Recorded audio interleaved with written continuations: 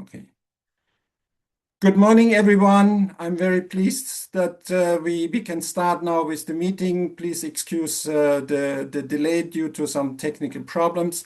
My name is Alexander Zinke. I'm a project manager at the Environment Agency Austria and work for the EU4Green Recovery East program that was started almost a year ago. And we are very pleased that we have today this webinar on the Urban Wastewater Treatment Directive of the European Union. You have all received the agenda and the objectives of this event. So the main purpose is that you will be informed about what this directive is actually requiring from EU member states. It's an old directive. It's a very expensive directive. It's a challenge for all countries who are committed to its implementation or who are obliged to its implementation, but it also brings a lot of benefits. In this webinar, we would like to inform you about those aspects by a number of distinctive speakers. We have with us here Katharina Lenz from our Environment Agency and Benoit Fribourg-Blanc from International Office for Water in France. And later we will also inform you about the work that is being done from our program to upgrade your capacities in approaching to this Urban Wastewater Treatment Directive. Asha James from UNIDO will give later then a related presentation.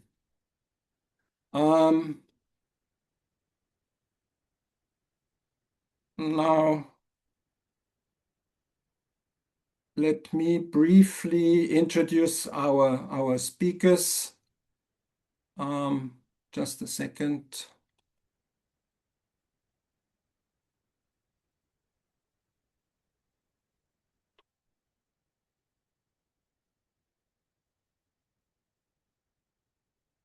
So first you will hear Katharina Lenz. She's a technical engineer for urban and industrial wastewater management and water protection. She worked over 20 years already on in the surface water team of our agency, supporting over more than 15 years DG Environment at the European Commission in the implementation of the Urban Wastewater Treatment Directive. She was also working in numerous international projects for DG Environment or the World Bank, and has thus a very broad experience about this directive. She will present that together with Benoit Fribourg-Blanc from France. He's a project manager with agriculture engineering background, also competent on drinking water and wastewater collection and treatment.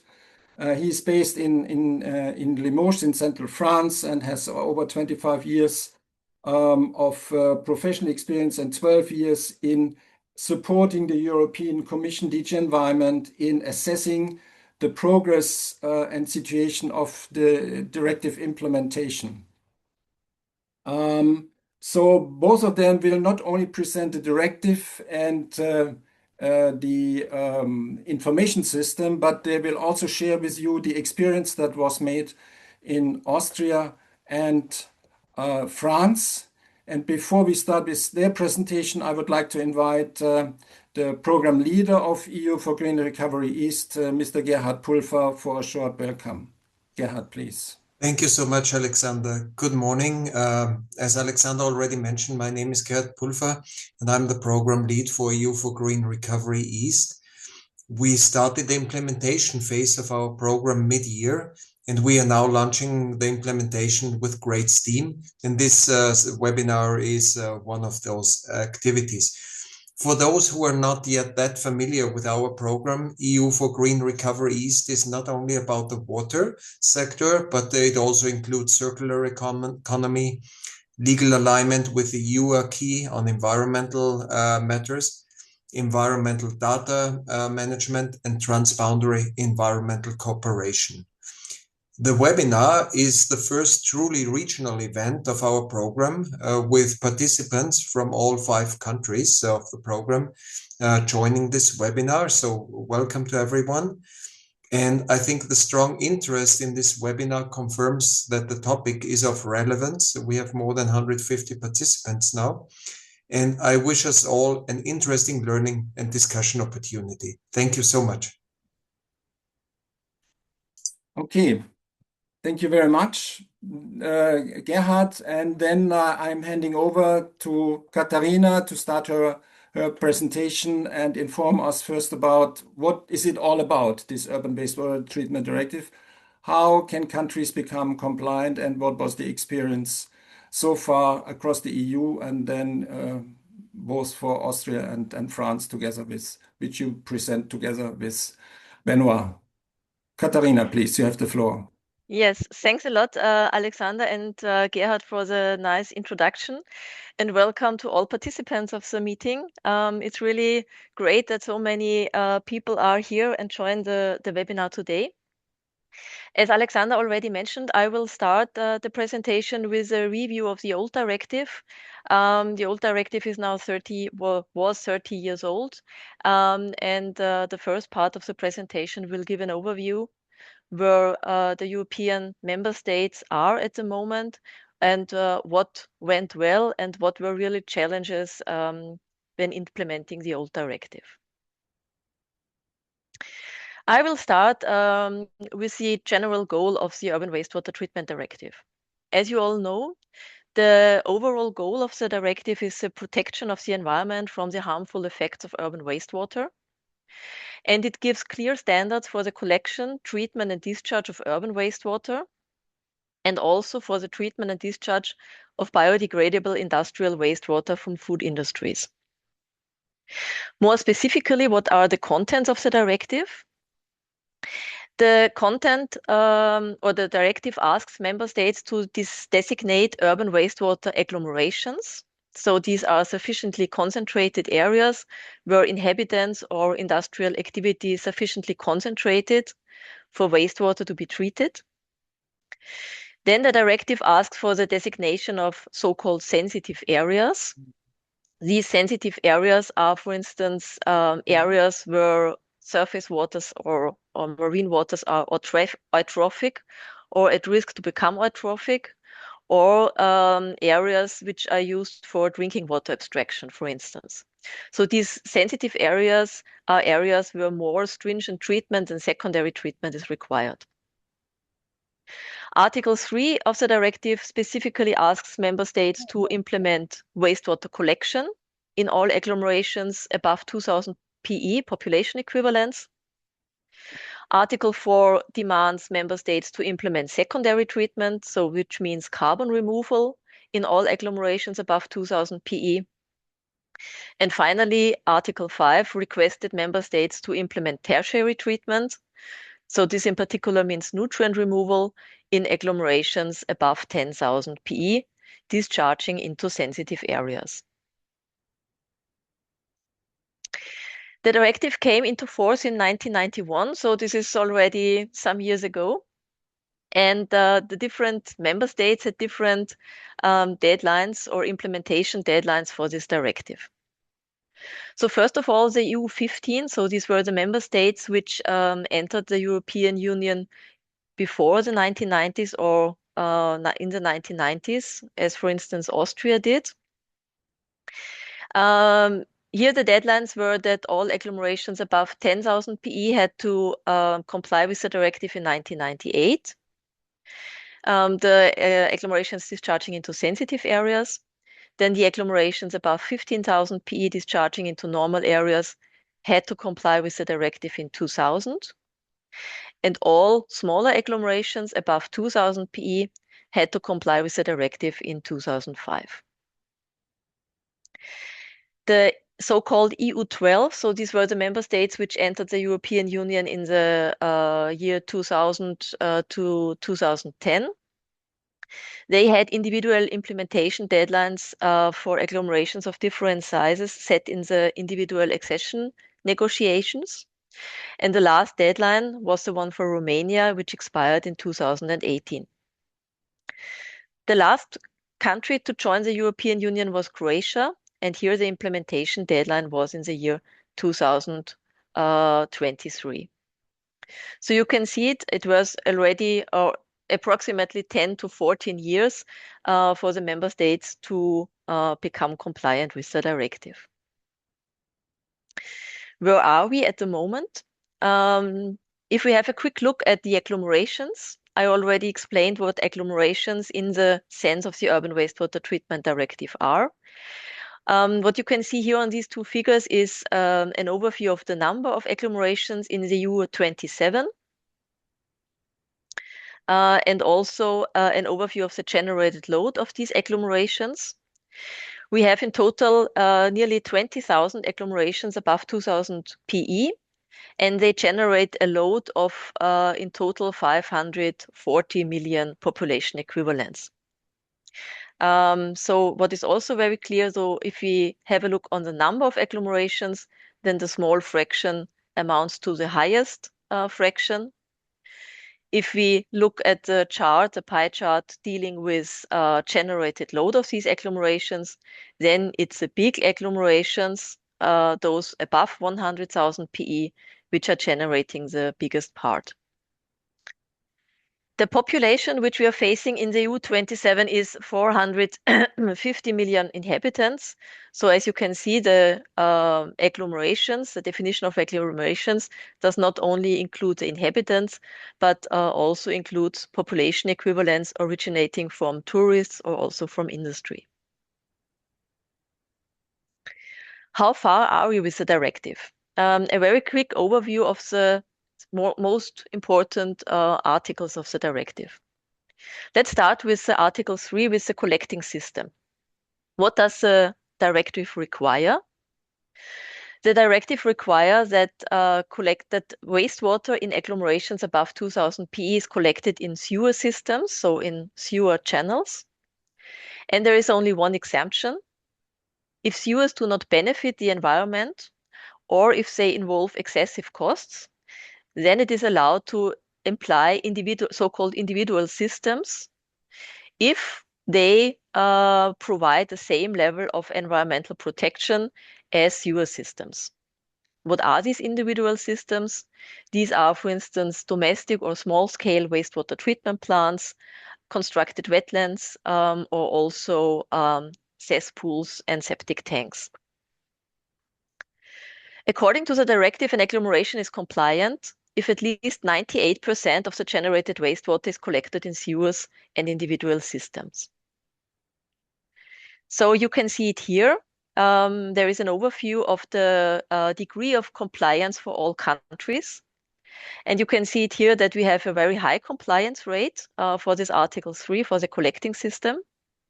However, there are approximately 1,200 agglomerations without a wastewater collection yet, and also a high number of agglomerations which have a sewer system, but which do not have a wastewater treatment plant afterwards.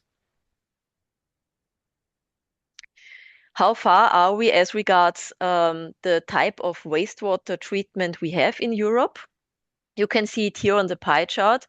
The urban wastewater treatment plants we have in Europe, and it's given in terms of organic design capacity in population equivalents. And what you can see here is that the highest fraction of organic design capacity of treatment plants already has tertiary treatment in place, and tertiary treatment with nitrogen and phosphorus removal. So this amounts for approximately 75% of the entire organic design capacity of all installed wastewater treatment plants which we have. How many are these? We have 21,000 urban wastewater treatment plants with a total organic design capacity of 700 million PE. And if you can see it here, this organic design capacity is higher than the wastewater load from agglomerations, which is 540 million PE.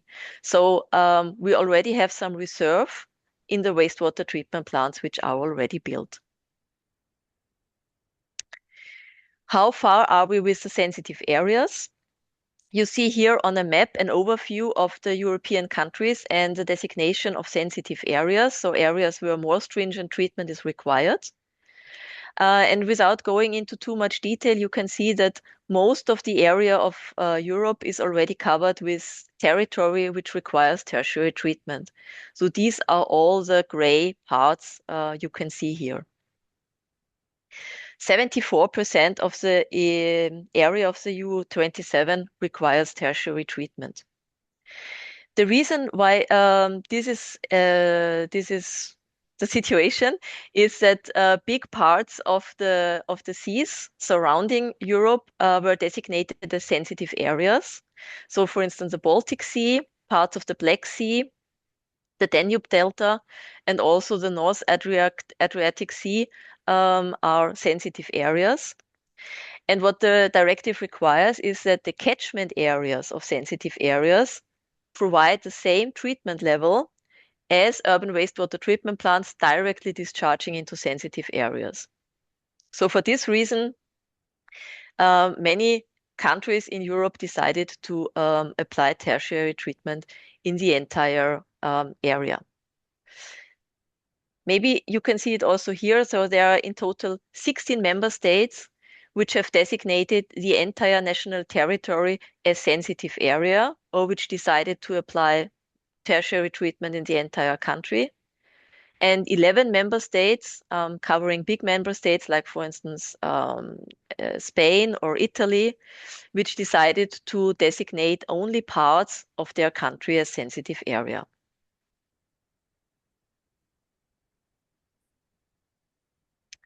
What is the status of compliance if we consider now these three main articles, Article 3 collection, Article 4 secondary treatment, and Article 5 tertiary treatment?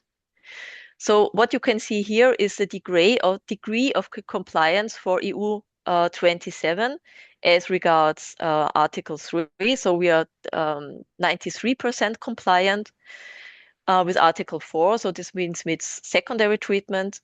Here the European Union is 86% compliant. And with tertiary treatment, the compliance rate amounts to 88%.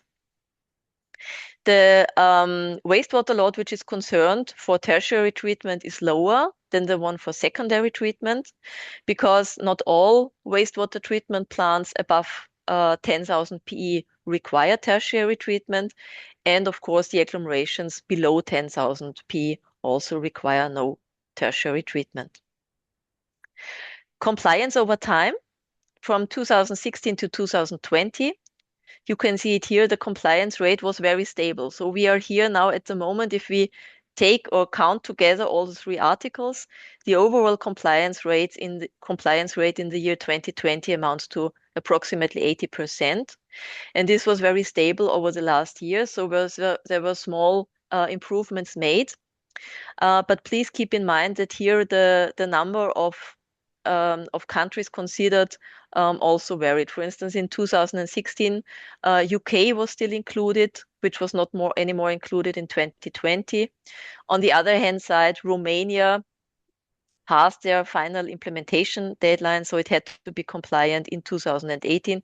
So the number of population equivalents, which is behind this graph, varies a bit over years. The compliance rate is already very high. You can see here also an overview of the different countries and the compliance rates per article. However, wait a second, sorry. However, there are still some big capitals in Europe with more than 1 million inhabitants, which are not yet compliant with the directive. For instance, Budapest, Warsaw, but also capitals from old member states, for instance, Dublin, which is also not yet compliant with the directive. Some words about the costs. What were the costs for implementation? In the year 2018, there was an evaluation of the Urban Wastewater Treatment Directive. And in this evaluation, it turned out that the costs for implementing the directive amount for approximately 18 billion of euros per year. You can see it here. We have divided these costs into cost for sewer systems and wastewater treatment plants. And you can clearly see that the investments for the sewer systems exceed the costs for the urban wastewater treatment plants. So the sewer systems are really the very expensive things to implement. The total costs for implementing the Urban Wastewater Treatment Directive from 1991 to 2014 was calculated to amount to approximately 412 billion euros. And in the year 2000 to 2020, there were supports from the EU Cohesion Fund amounting to around 40 billion euro. The OECD estimated that around 250 billion euros will be additionally required between 2020 and 2030 to reach and to maintain also full compliance with the directive. And these estimates do not yet take into account the new directive. I will skip these parts because I think I have to be careful with the time. This just gives an overview of the investments from the different member states for maintaining and implementing the directive now and in the future. What you can see here on this slide is an overview of infringement procedures during the last 30 years. So you can see that many countries had infringement procedures which ended up in the European Court of Justice. And what becomes clear from this graph is that it was not easy to implement the directive over the last 30 years. Many member states were late with the implementation or had difficulties. And I would like to give an overview what were the main objectives and obstacles for implementation.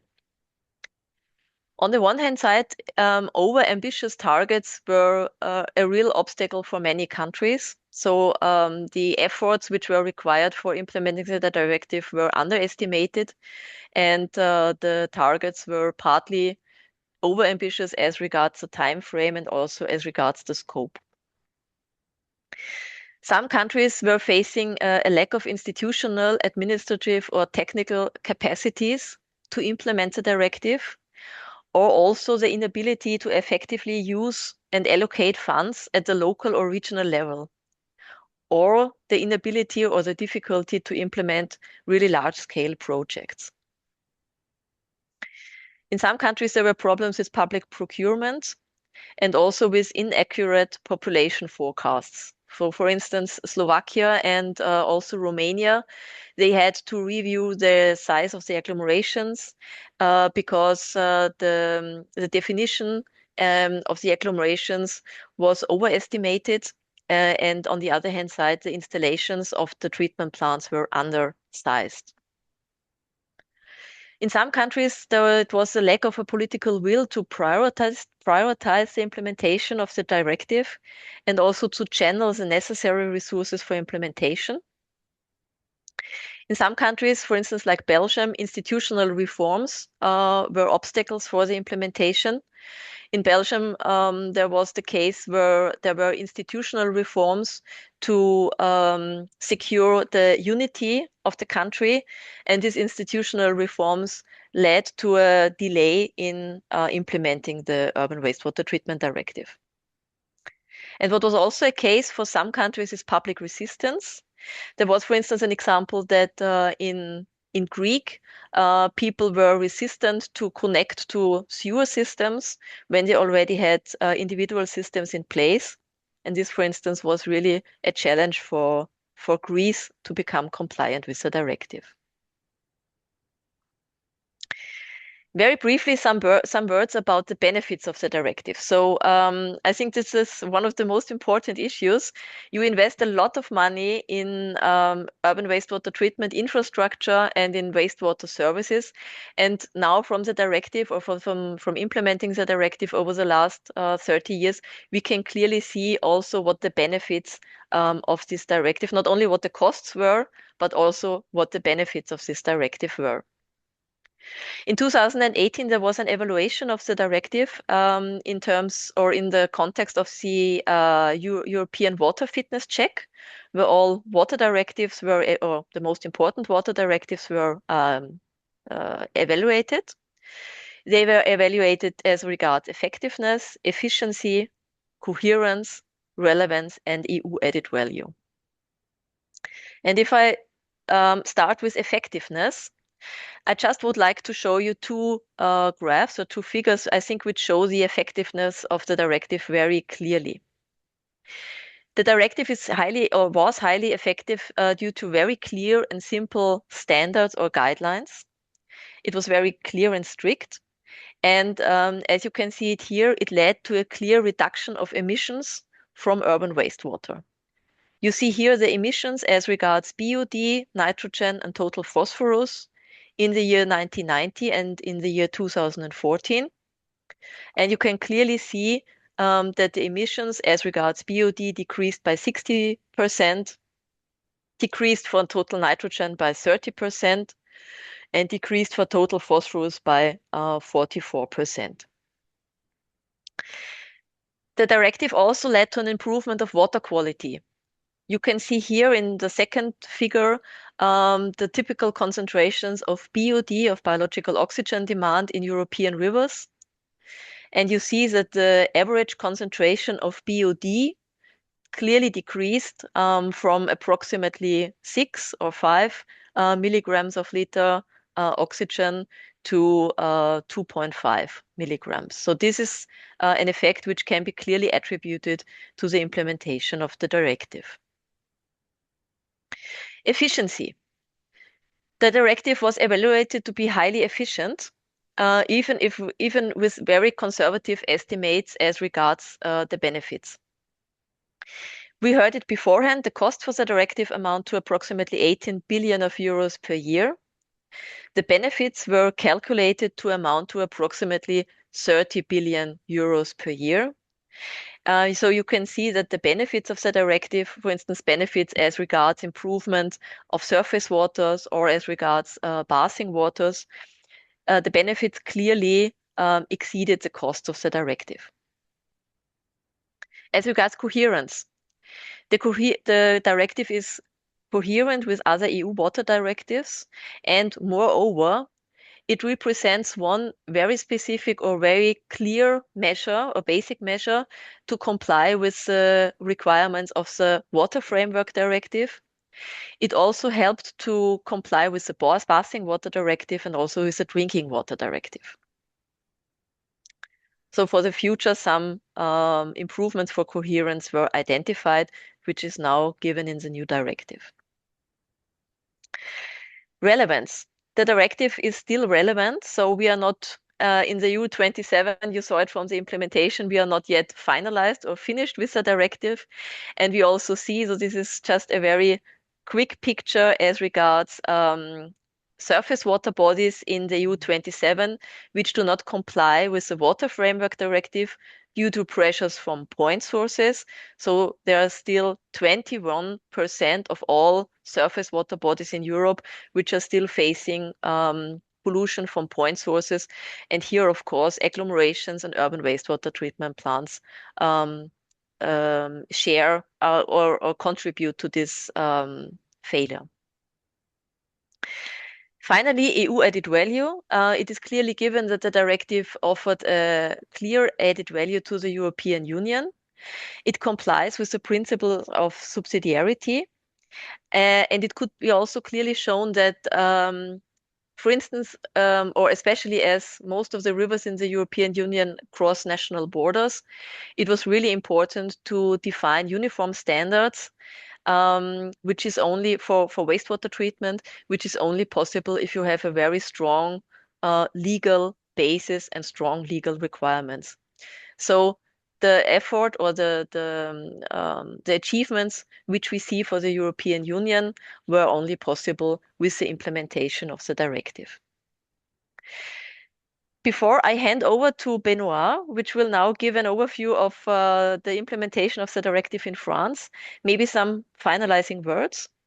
So you could see on EU level that the directive is a very costly measure to improve water quality in surface waters, but it became also clear that although it is costly, it is efficient, and the benefits from the directive, from the implementation of the directive, clearly exceed the costs of the directive. Yes, and here I'm really finished. I'm already a bit over time, and I give over the floor to Benoit. Benoit, please. Thank you, Cathy. I'm going to illustrate what Cathy said about this EU added value, in particular with the specific case of France. So let me first introduce the situation of France. France is a large and centralized country, which is combining rural area, medium-sized cities, and also large cities. So there's a combination of rural and urban areas, which makes the implementation even more complex. The governmental responsibilities are, as it's really centralized, only exerted by the state and its delegation. So you have the state and you have the state department delegations. So you have almost 100 delegations all over the territory.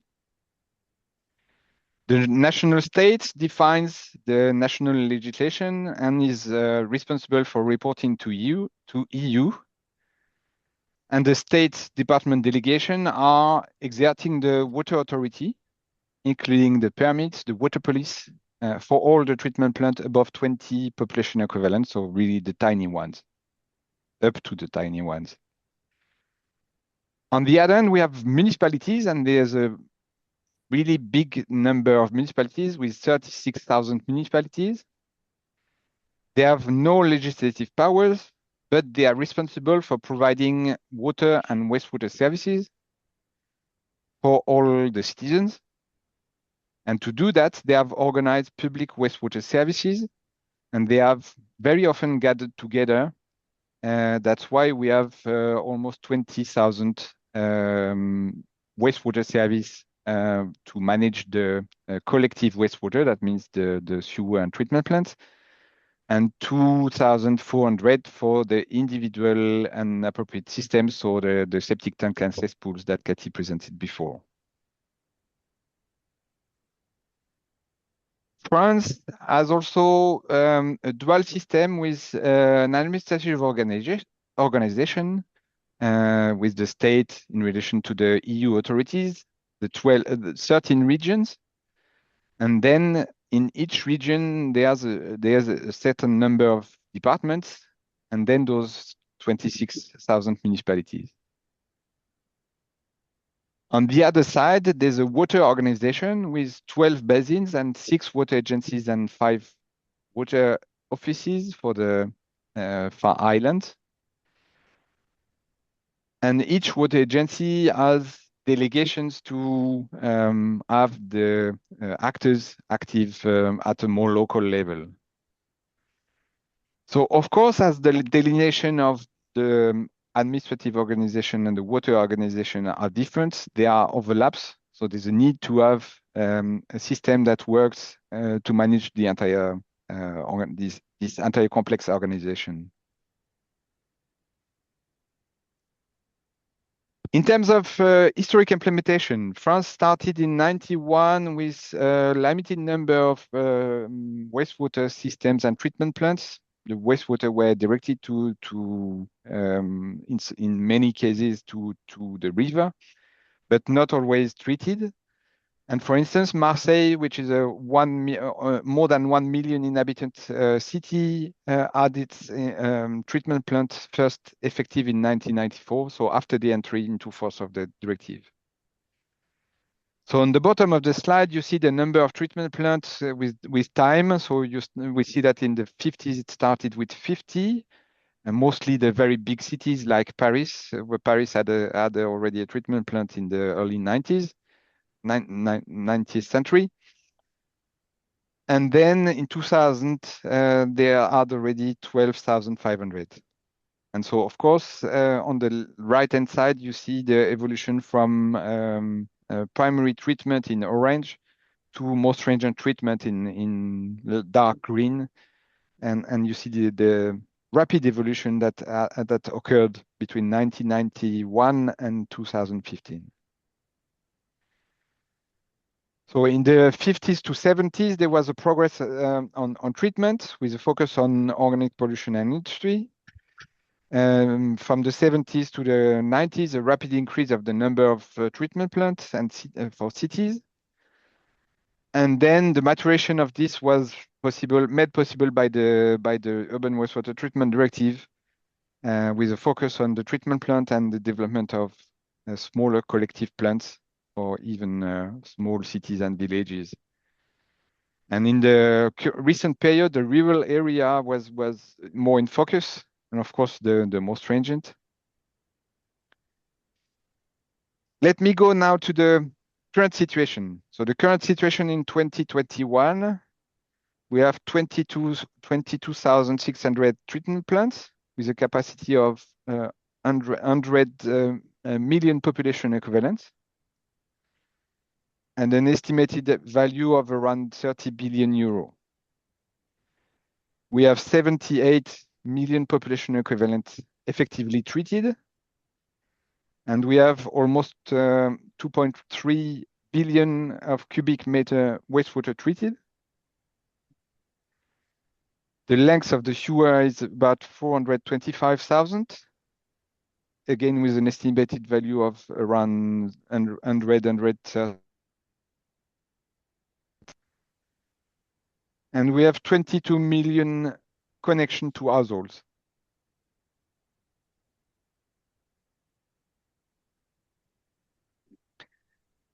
Overall, the system is, France shows, further to the 91 directive, France shows to address the topic of wastewater completely, and not only that, covered by the Urban Wastewater Treatment Directive.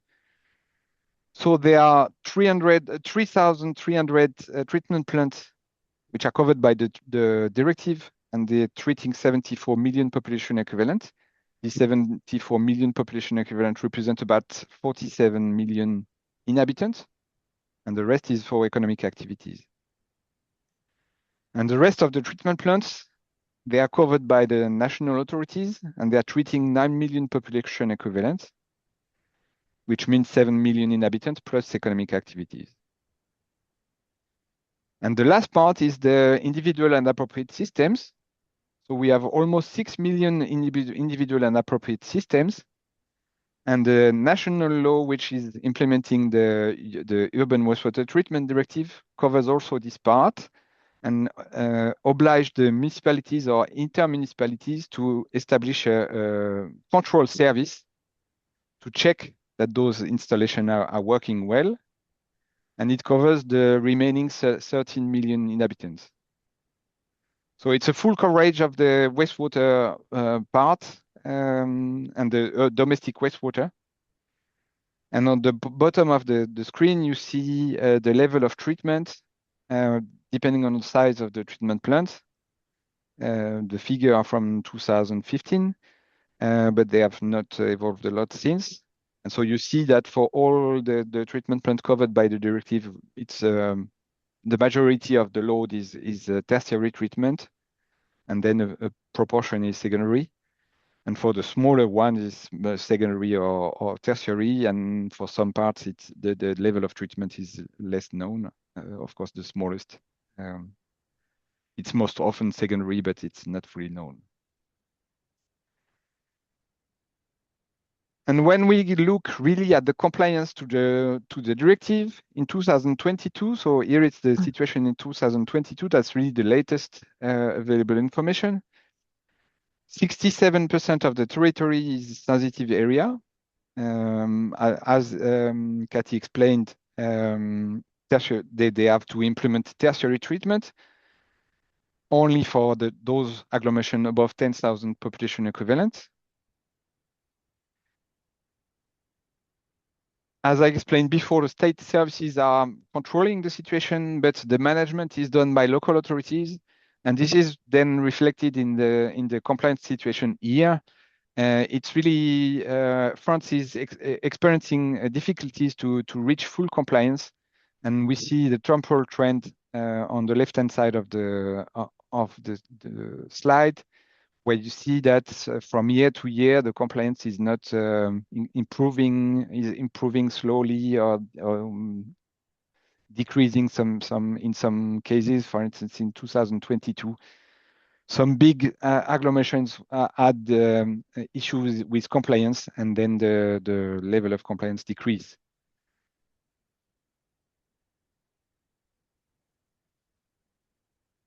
When we go to the investment and operation costs, we see that the wastewater expenditure are, quite significant every year. In 2000, it was about 10 billion euros. And now it's about 13 to 14 billion. So it evolves with time. And you see that what evolves mainly is the operation costs. And this is in particular related to the cost of energy, but also other goods and of course the staff costs. But there's also a regular investment. And you see that the investments are also evolving with time. The current value of the entire system is estimated to be 240 billion, with an annual expenditure of around 10 to 13 billion. We see, of course, continuous increase of operation expenditure, as I said, and recent slowdown in investment for both sewer and plants, and that you can see on the right-hand side of this slide.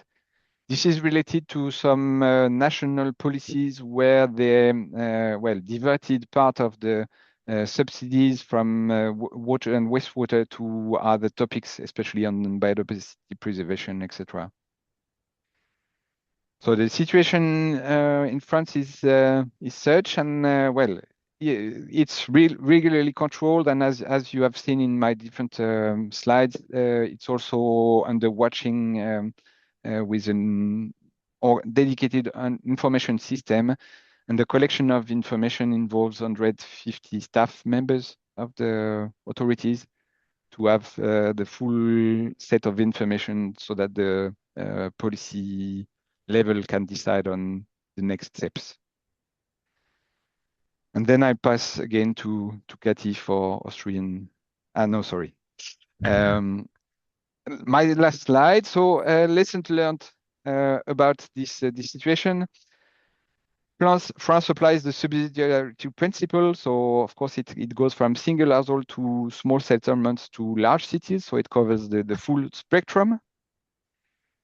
With climate change, combined sewers are generating more and more problems. So there's a new policy that is implemented to separate rainwater from sewers. It's mostly related to urban planning, and it makes large use of nature-based solution to try and keep the rainwater in the city instead of sending that to the sewer, which then generates a lot of issues. There's also a very specific thing that is not the case in all countries, but the national law requires mandatory connection once the sewer is in the street. So that means with the extension of sewer in the cities, each household that has the sewer in front of his house has to connect to it. And if they don't connect, they still have to pay the fees and the taxes related to collective sewer. So they are also incentivized to connect to the sewer. And this is really important for good implementation of the whole system. To ease the management and the reporting, France chose, because the directive allows to report whatever you want. You can have several agglomerations connected to several treatment plants. But to ease the management, France decided to have only one agglomeration connected to one or more treatment plants. That means when you have a treatment plant, it's only connected to one agglomeration, and then it's easier to control the compliance situation.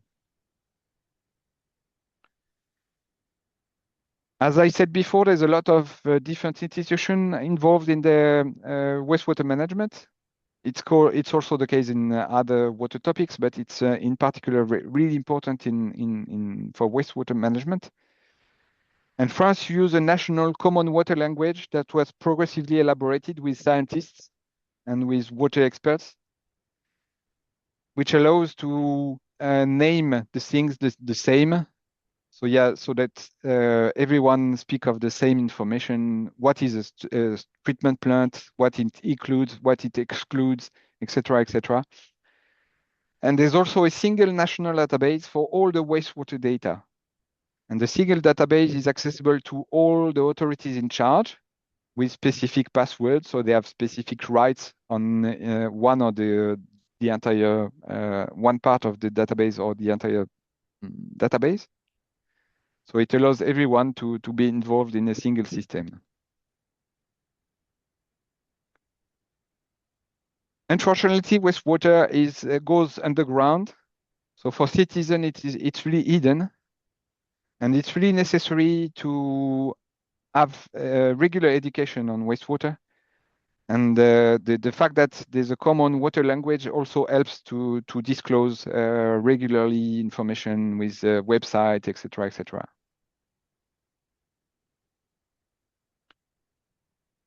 As I said in my previous slide, at agglomeration level, it's difficult to maintain compliance over time. This compliance is related to good maintenance of the system, but there's also the question of aging of the system, which make the sewer, for instance, can leak when it becomes older, etc., etc. And it also includes staff education. And as I said also, wastewater requires regular investment, and it can be a big challenge, especially in a centralized country, but because in a changing biophysical and political environment, politicians can decide other priorities, etc., and it can be an issue. And then Thanks, I pass again the Benoit. voice. I take over. Yeah. Okay, now some words about the situation in Austria and the last years in Austria. Austria is a federal state, and the governmental responsibilities are allocated to 4 levels of territorial authorities. We have on the one hand side the federal state, then we have the 9 provinces, which you can see here. Okay, no, here, which you can see here. We have around 100 district authorities in Austria and around 2,100 municipalities.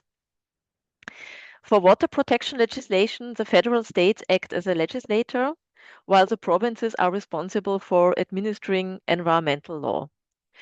The municipalities, so this is very similar to France, the municipalities have no legislative power, but the wastewater services are a clear municipal task. So the municipalities are responsible for providing wastewater and also water services. We have in Austria a very strong water association, the Austrian Water, wait a second.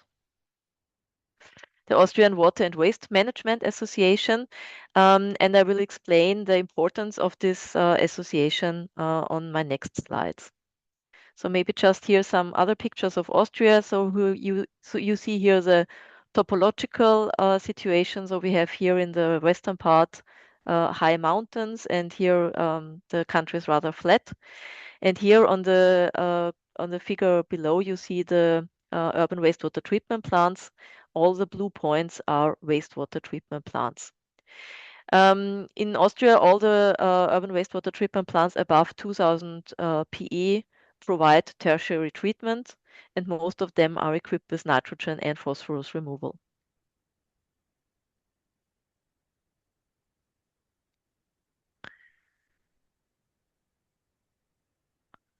Okay. Something is not working now. Could you please, Benoit, could you please take the next slide? Yes. That's strange. Could you please click again? Yes, and once again. Oh, no. Okay, the Urban Wastewater Treatment Directive is implemented in Austria by means of two federal ordinances, the General Wastewater Emission Ordinance and the first Wastewater Emission Ordinance for urban wastewater treatment plants above 50 population equivalents. And then there are so-called 9 provincial building laws or sewer connection acts. So these are laws which are defined by the provinces themselves. And they demand that a connection to a sewer system and a wastewater treatment plant above 50 population equivalents is mandatory. The situation here is very similar to what Benoit explained for France. As soon as a sewer is in your street, the houses have to connect to this sewer system. So it's obligatory to connect to the sewer. And for Austria, this brought us in the situation that we have a very high connection rate to sewer systems and wastewater treatment plants. Currently, 96% of the population is connected to sewers and to urban wastewater treatment plants above 50 population equivalents.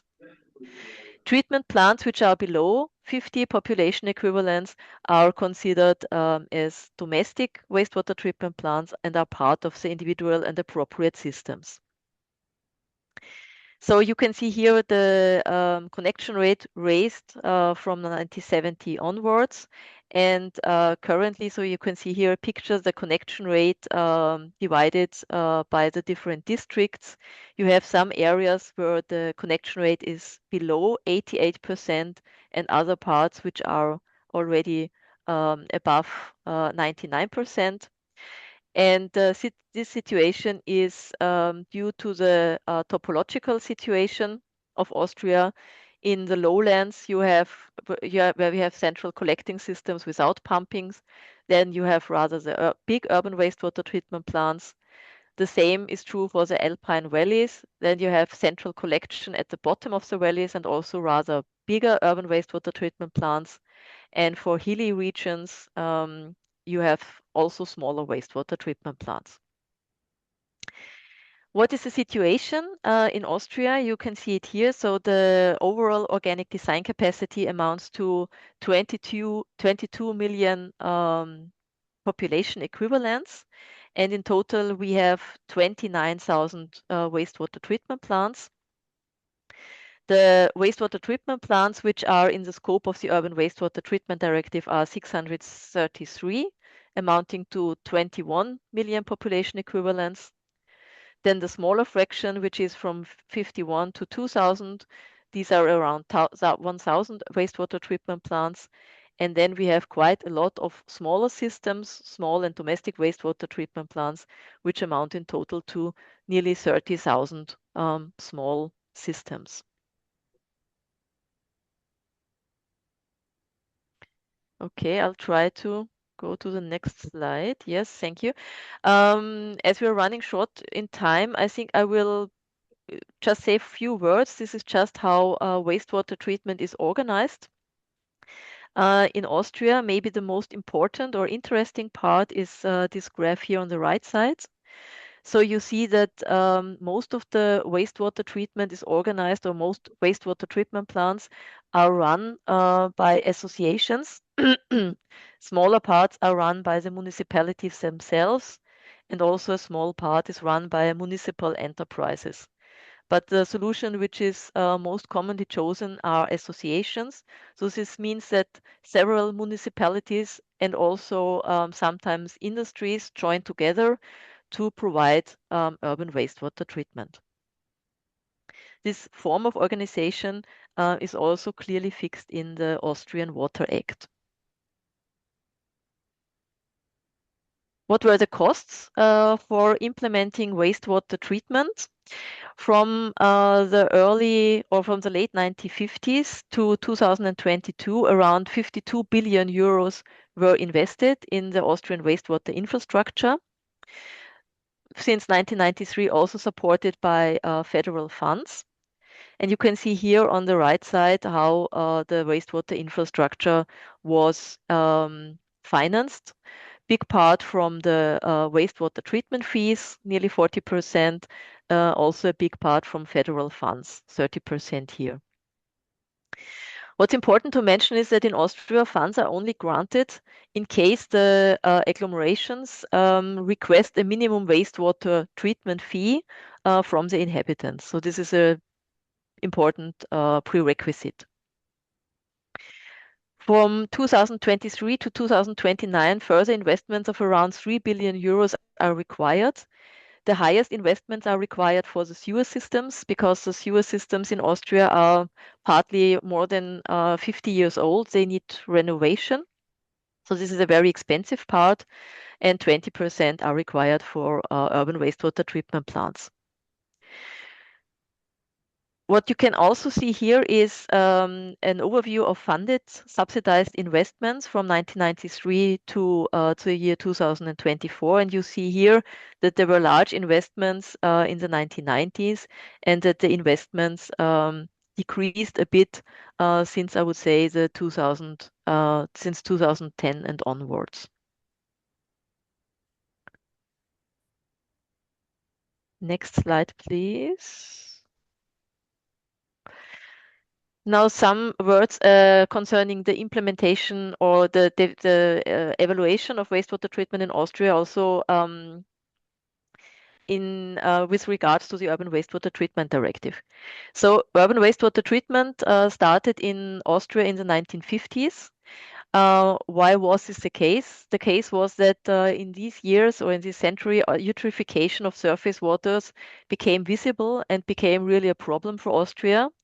In the 1950s, tourism started again after World War II, and therefore Austria was interested in having proper lakes and clean lakes, and therefore wastewater treatment was brought into focus.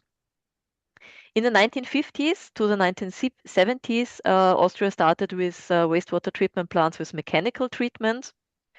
In the 60s to 1970s, then also biological treatment came into focus. So the treatment mainly focusing on carbon removal. Then in the 1980s to the 1990s, the next technical steps for nitrification were done. And from 1980s to the 1990s, also phosphorus elimination was implemented at treatment plants. In the 1990s, when Austria joined the European Union, we were at the stage that Austria implemented nitrogen removal for agglomeration or for urban wastewater treatment plants of more than 5,000 population equivalents. And now the last step here is the installation of or implementation of micropollutant removal, which will be done in the future.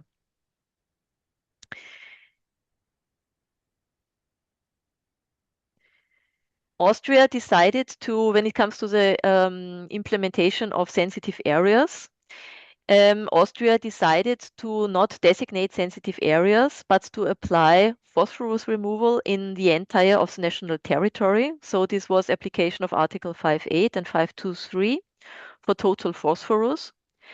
And then in the year 2007, Romania declared the Black Sea coastal area as a sensitive area for nitrogen and phosphorus.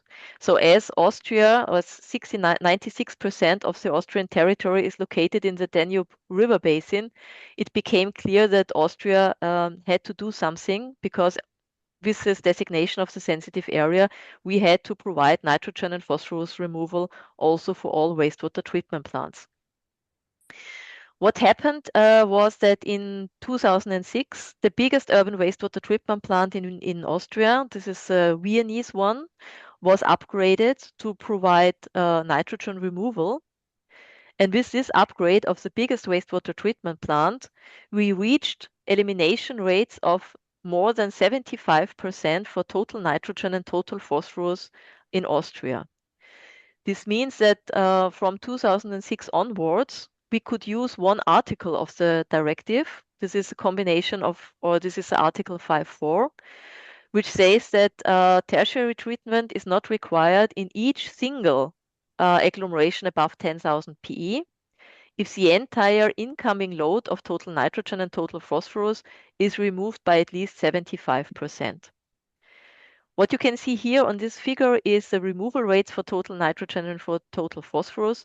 And you can see here with the implementation of the urban wastewater treatment plant of Vienna in 2006, we reached this minimum requirement for nitrogen and phosphorus, and therefore were also continued with being compliant with the directive. We chose this area-wide approach to use Article 5.4, so the 75% of elimination, because it offers more flexibility when reaching compliance with the directive, instead of applying tertiary treatment for each single agglomeration above 10,000 PE. Austria complies with the Urban Wastewater Treatment Directive since the year 2002, so therefore I have no map with me with the single agglomerations. All wastewater treatment plants have tertiary treatment, most of them with nitrogen and phosphorus removal, and we are compliant already since 2002. What are the lessons learned from Austria as regards the implementing of the directive? So the first thing which was clear is that the definition of the agglomerations is really a central element of the Urban Wastewater Treatment Directive. So we recognize this also from other member states, that in case this definition of agglomerations has to be reviewed, this really is difficult for reaching compliance with the directive. And it's also clear that the definition of agglomerations requires a methodological guidance. This is available for some countries, for instance, for Romania, and the link for this methodological guidance is given here. In Austria, we were in the comfortable situation that wastewater treatment was already at a very high level when we entered the European Union.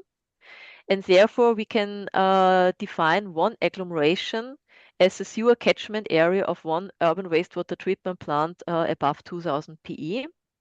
So one agglomeration above 2000 PE is the same number as the number of urban wastewater treatment plants above 2000 PE. What we also saw from Austria is that implementing wastewater treatment needs quite a lot of time and also quite a lot of money. So in Austria, we look back at 30 to 40 years of continuous financing or continuous investment in wastewater treatment services. So quite a long time to have this current state we are facing now. Even after reaching full compliance and full construction of water services, a challenge is clearly the service and also the maintenance of the equipment and of the infrastructure, as also Benoit mentioned for France. A sound data collection and databases on urban wastewater treatment are essential for decision making. So in Austria, we have written the data flows and also the responsibilities for data reporting and data checking in an ordinance. And it is clear that only in case the data flows and also the responsibilities for data reporting, only if this is clearly stated in a legal document, these databases will work sound and properly. For Austria, we have a good benchmark system. The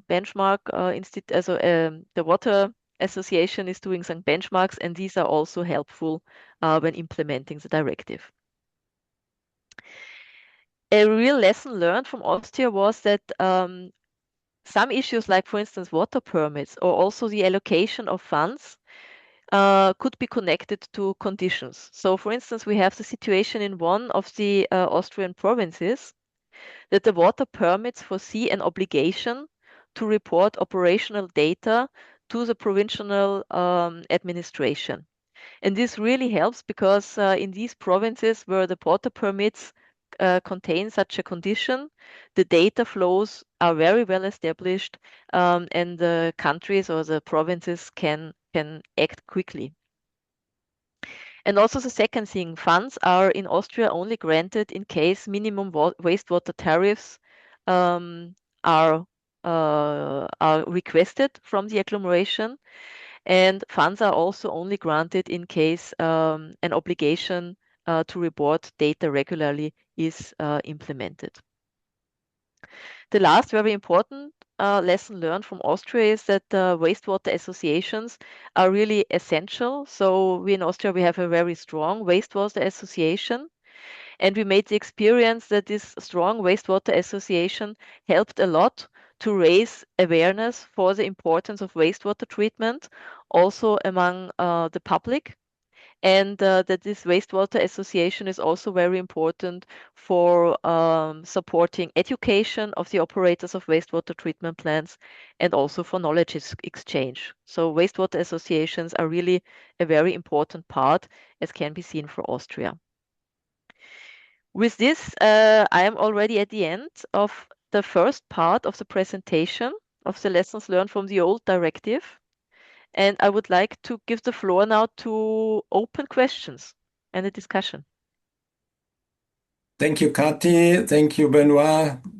This was, I think, almost overwhelming presentations about the situation of wastewater management across the EU and in the both member states. So this was really impressive, but loaded with a lot of figures and facts, and therefore probably not so easy to digest. This was the presentation about the old directive and the 35 years of experience with it. But we have a new directive, and we will present the new directive in the second presentation, in the second block.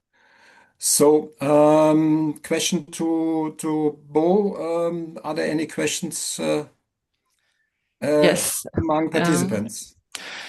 Hello from my side, and I also must say I enjoyed this presentation. Thank you very much, Kathy and Benoit, for this great overview at EU level and also France and Austria.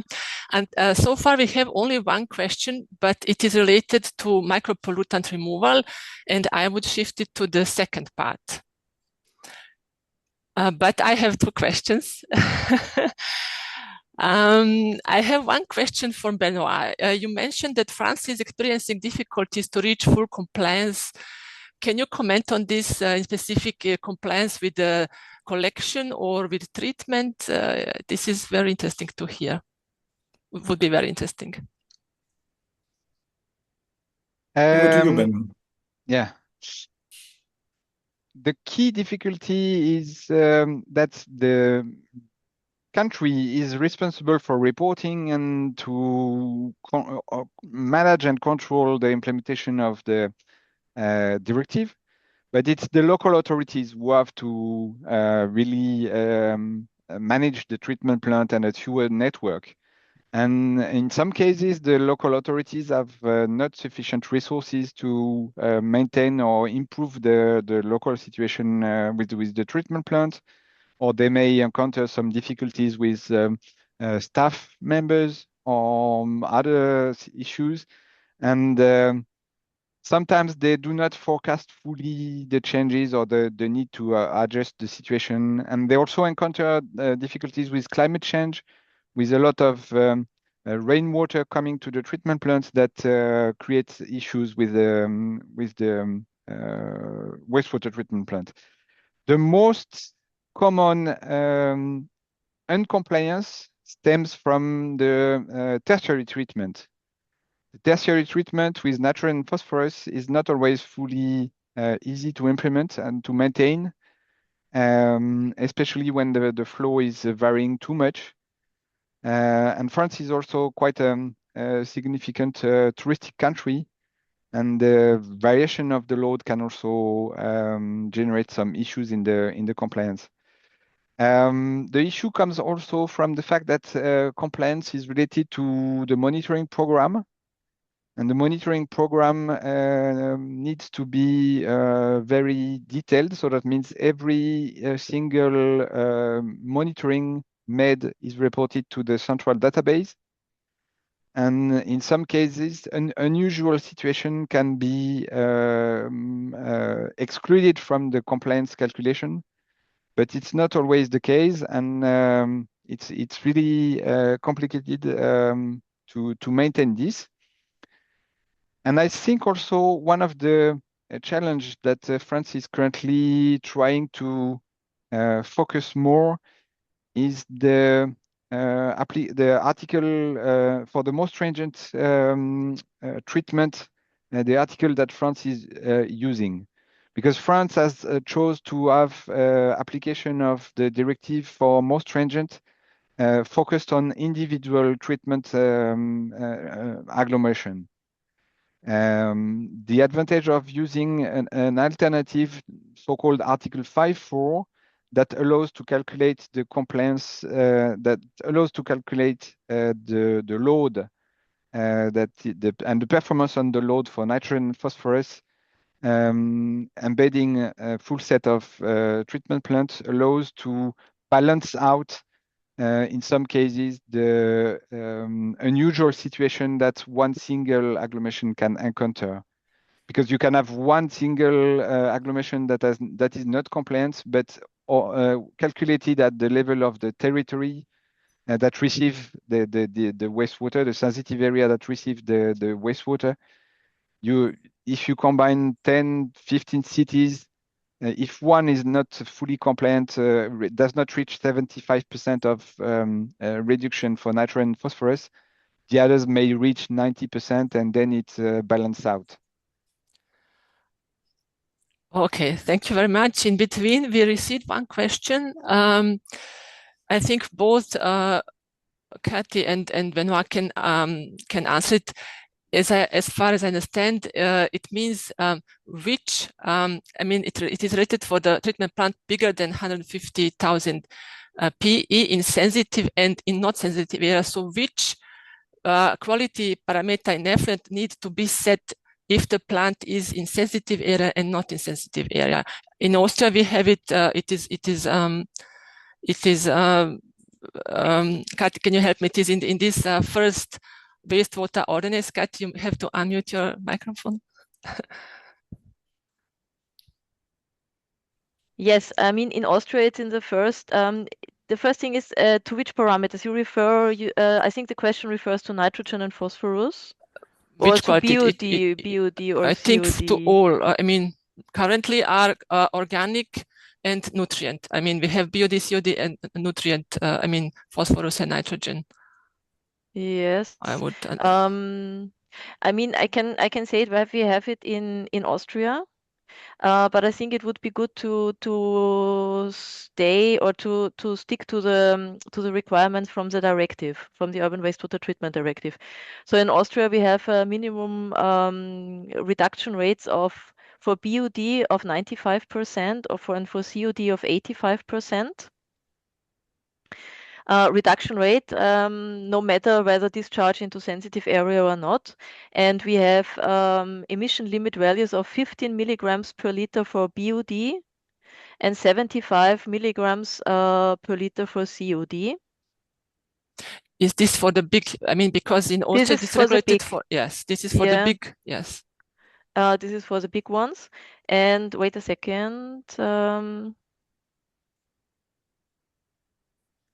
And for but we also have it for total phosphorus. For total phosphorus, we have 1 milligram per liter. And I think this is the same as it is also in the old directive as it was for sensitive areas.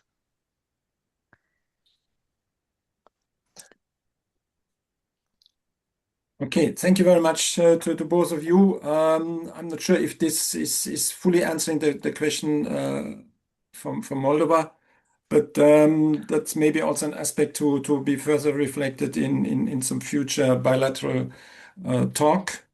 As time has advanced already, I propose that we move on and you continue with your next presentation about the new directive, which is the result of this fitness check and which is imposing a number of new requirements. And as with all EU directives, this is not a decision of the European Commission, but this is a decision of all member states to now have each directive to be implemented, no matter how stringent or challenging it is. So this is a joint commitment.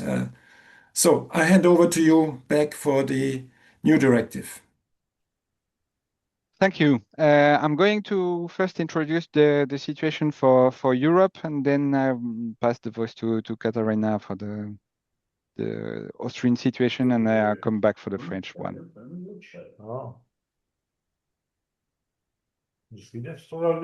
So for the new directive, it replaces. Going to mute. Okay, thank you. So the new directive replaces the current directive from the 1st of August 2027. It increases the ambition, and we will go through it in the coming slides. It includes 35 articles, while the older directive included only 20 articles, and it's already 60 pages in comparison to the 13 page of the first directive. The enhanced ambition covers various aspects. So first and overall, it's a key tool in the EU Action Plan to Zero Pollution. It covers agglomeration above 1,000 population equivalent. And it introduces a new tool that was to some extent already experienced in the Water Framework Directive, but dedicated to wastewater. And so it's integrated urban wastewater management plans under Article 5. For nutrient removal, there was an ambitious change. The Commission wants that 50% of the load at EU level is addressed. So they have included stricter performance, and all large plants, including those discharging in normal area, that means not discharging in sensitive areas, also have to treat nitrogen and phosphorus. A new level of treatment is introduced called quaternary treatment, and it should cover a set of micropollutants, but also microplastics, both in wastewater and sludge. To finance this next step of treatment, the Commission introduced an extended producer responsibility, so-called the EPR, where the industry discharging producing the substances that are included that are to be treated with quaternary treatment should contribute to the finance of this quaternary treatment level. In line with the climate change strategy, the Commission has also introduced an energy neutrality goal and a greenhouse gas emission and reduction. Health and environmentals are also in focus, and health and early warning and antimicrobial resistance are also addressed. And the human rights with access to sanitation are also covered by this new directive. For the information system, the Commission states that the current technologies existing allow to have to skip the reporting and to replace that by public access to information, which means each country will have to give access to detailed information on the situation with the implementation of the directive. And as the directive introduces a lot of new things and new requirements, the Commission decided to implement working groups under the umbrella of the expert group that is following the implementation of the directive to work on 18 implementation acts and 5 delegated acts. Now the time plan. So the time plan covers a set of dates and a set of level of treatment, a set of size of the treatment plant or agglomerations. And so we have the former levels that were already in place in the old directive with 2,000, 10,000, and the additional levels of 100,000 and 150,000. And we have also a new level with all the agglomeration above 1,000 PE. and of course, the situation in all cases. And so there's the first date that is the entry into force of the directive, with various aspects that are covered for the different level of different sizes of the plant. So at the entry into force, in particular, there's a focus for the agglomeration above 10,000 that should have surveillance of PFAS and microplastics. So that's related to monitoring.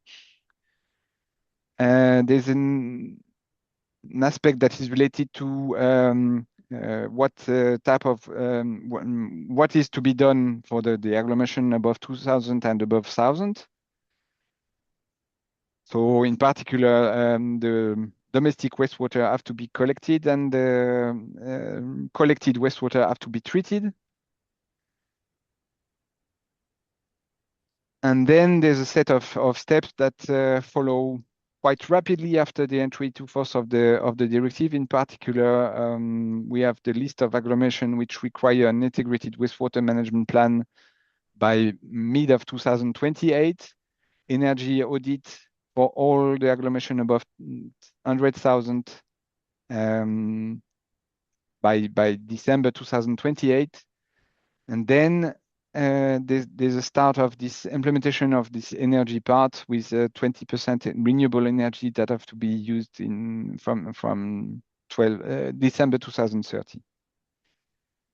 And then there are some following dates in 2033, in 2035, in 2036, 39, 40, and 45, which is the end date of implementation.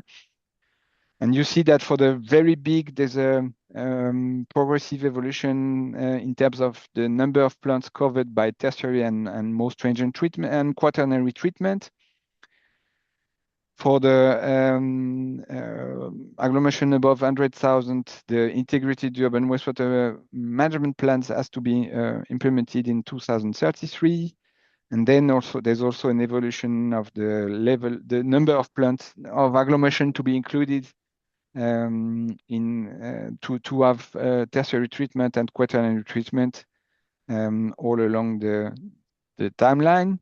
And the use of renewable energy also increases progressively up until 100% renewable energy by the end of the implementation phase. So let me come now to the new obligations in details. For the collecting system, the Article 3, it's still the Article 3 as in the former directive. And the new obligations are that there's a need to have equipment and collection of domestic wastewater for all agglomeration above 1,000 population equivalent. It's already applicable for the agglomeration above 2,000, and it will be applicable in 2035 for the smaller agglomeration. The individual systems, it's a derogation to Article 3 when it's not justified to have a collecting system. Then member states have to implement individual systems, and it's for all the agglomeration above 1,000 population equivalent, starting by the date of entry into force of the directive.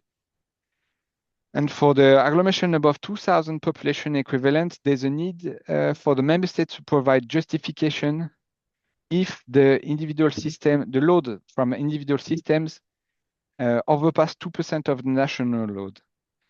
This is in particular related to the fact that some countries have a lot of islands, and there they are using a lot of individual systems because the installing sewer is quite expensive and complicated in hilly areas. But the Commission considers that public collection of wastewater is more or less a must, and if not the case, then there's a need to consider to explain why it's the case for the country. The Article 5 introduces this integrated urban wastewater management plan. This is a tool that is already used in France since 2000, more or less, and it allows to decide where you're going to implement a collective wastewater and where you're going to keep individual systems only. It's applicable from 2033 for all agglomeration above 100,000 PE. And it's applicable to a subset of the agglomeration between 10,000 and 100,000 PE with 4 conditions based on pollution by stormwater overflows. So that means when the pollution of stormwater coming from stormwater overflows is generating issues in the receiving water, then the agglomeration has to implement such management plan to improve the situation. The Article 6 is about the secondary treatment. So all wastewater collected should undergo secondary treatment. The secondary treatment is the minimum requirement. That means you have to treat organic pollution before discharge in the aquatic environment. And here again, there are two levels, the agglomeration above 2,000, where it's already applicable because it's already from the old directive, and there's a new application deadline for the smaller agglomeration above 1,000 PE from December 2035. Tertiary treatment is now Article 7. So collected wastewater should undergo tertiary treatment. Member states should designate sensitive areas for nitrogen or phosphorus. All those have to be designated before end of 2027. And there's an enhanced performance required for nitrogen and phosphorus. It's not anymore, say, 75% of abatement, but it goes higher to 85%. Its applicable to all agglomeration above 150,000 population equivalents, not considering any whether they discharge in sensitive areas or in normal areas. So all agglomeration above that size have to treat nitrogen and phosphorus. And the Commission expects with that 50% of the load in Europe will be treated with nitrogen and phosphorus, and it will have a significant impact in the aquatic environment all over Europe. And there are intermediate steps for the application. So 30% of the plants by 2033, 70% by 36, and 100% by 39. For the smaller agglomeration, discharging in sensitive areas, so that means really only sensitive areas. Normal areas, they don't have to consider this. Again, there are some intermediate steps for application. Quaternary treatment. Quaternary treatment is about micropollutants, and collected wastewater should undergo quaternary treatment. The micropollutant member states have to designate risk areas where there's a risk for environment and for health. And they have up until 2030 to designate those areas, and it should be updated every 6 years. So that means the situation can evolve, and it will be then modified every 6 years if relevant. Again, it's applicable to all agglomeration above 150,000 population equivalents with some intermediate steps. And it's applicable only to those agglomeration between 10,000 and 150,000 when they discharge in the risk areas, and then with intermediate steps in terms of number of plants. The Article 11 is about energy neutrality. So to start the implementation of this new objective, the article defines the need to define energy audits. And the energy audits have to be conducted every 4 years. That means that the exercise should be repeated regularly. It's applicable to all agglomeration above 100,000 population equivalent and more by December 2028.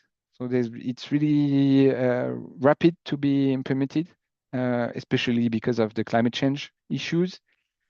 And for the smaller agglomerations between 10 and 100,000 population equivalents, it's 2032.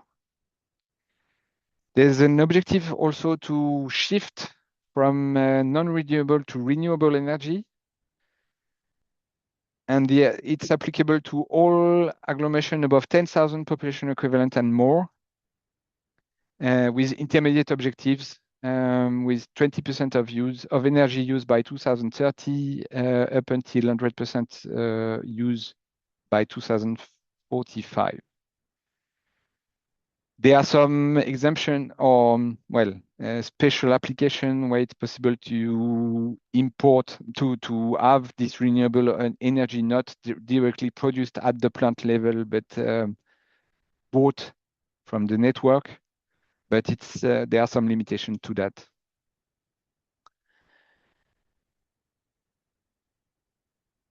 The local climatic conditions are also considered. They were already considered in the old directive, but to limited extent. Now it's there's a specific article dedicated to that. The design, construction, and operation should allow sufficient performance in all cases. That means normal climate includes rainy events, etc., and the treatment plant have to be able to operate in all those conditions with good performance. So it's really it can be to some extent quite challenging. The Article 15 addresses the water reuse and the urban wastewater discharge, and it's encouraged to reuse treated wastewater, but also with an attention to ecological flow, because in some cases the treatment plant can be a significant part of the flow of the river. For instance, in Paris, it's estimated that in summer the flow from the treatment plant is more than 10% of the flow of the river. So it can be significant. So if this water is diverted, then it will have an influence on ecological flow. The Article 17 is about monitoring of urban wastewater. So there's monitoring of viruses. This is to have a watching system. There were some pilot tests on the SARS during the COVID-19 event, but it's extended also to polio, influenza, and the other emerging viruses to have a watching system. And it has to be implemented for all agglomeration above 100,000 population equivalent. No, for all agglomeration above 10,000, and for those above 100,000, there's in addition a need to watch the antimicrobial resistance. And here, and of course, there's an implementing act to be defined, because it's not so easy to define. It's applicable at the entry into force for all the viruses, and 2 years after implementing act for the antimicrobial resistance, because it has to be defined more precisely. Article 18 is about risk assessment and management.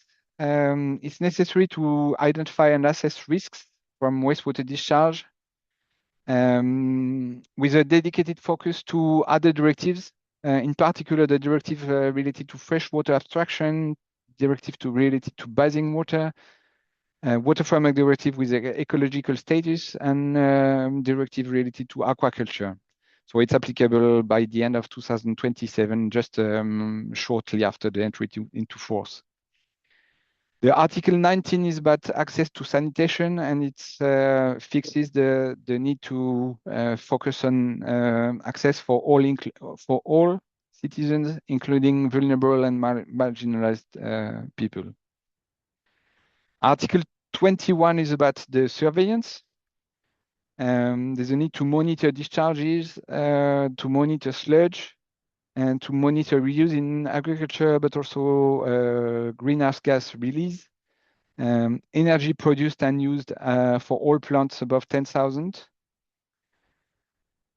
There's need also to monitor pollutant concentration and load, including microplastic and PFAS, and also the load of microplastic in sludge for all plants above 10,000.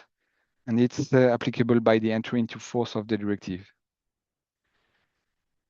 And I finished with the Article 24. There's a need to, it's a relatively important, to some extent, a bit ignored article at the moment. It's about public information. And this public information means that up-to-date information on collection and treatment should be made available to the public online. So there's a shift from reporting, from member states reporting to Europe to available information online. So that means, well, website or any other tool has to be developed to make that available to the public in an easy to understand form. And households must also receive information on compliance of all volume and estimated average volume per household for all agglomeration above 1,000 population equivalent and at the entry into force of the directive. So it's also quite another challenging thing. The directive alone, despite 35 articles, is not precise enough to allow everything to be fixed and settled. The directive includes also a set of annexes that are describing to some extent the requirements, but it's not sufficient. And so the Commission decided to have also implementing act and delegated act. Here, some of them are presented. So there's an implementing act for individual systems, which should define the requirements for design, operation, maintenance, and regular inspections. There will be implementing acts related to integrated management plans to define methods to define measures to be included, alternative indicators also to reach the indicative objective of 2%, and it should be published in January 2028. There's the question of extended producer responsibility, which is also raising a lot of attention, especially from the industry who was responsible for the substances emitted. And the implementing act should be published by December 2027, especially addressing the criteria and exoneration for products not creating micropollutants. There's also the topic of phosphorus recovery with the reuse and recycling rates, because phosphorus should be also diverted from sludge and from treated water and then reused as fertilizer. Another set of implementing acts cover 3 key aspects of the directive: the monitoring, the reporting, and the energy and greenhouse gases. I'm not going to enter too much into details, but it's about antimicrobial resistance, PFAS, microplastic, but also, well, the reporting on the presentation of integrated wastewater management plan, risk assessment, etc.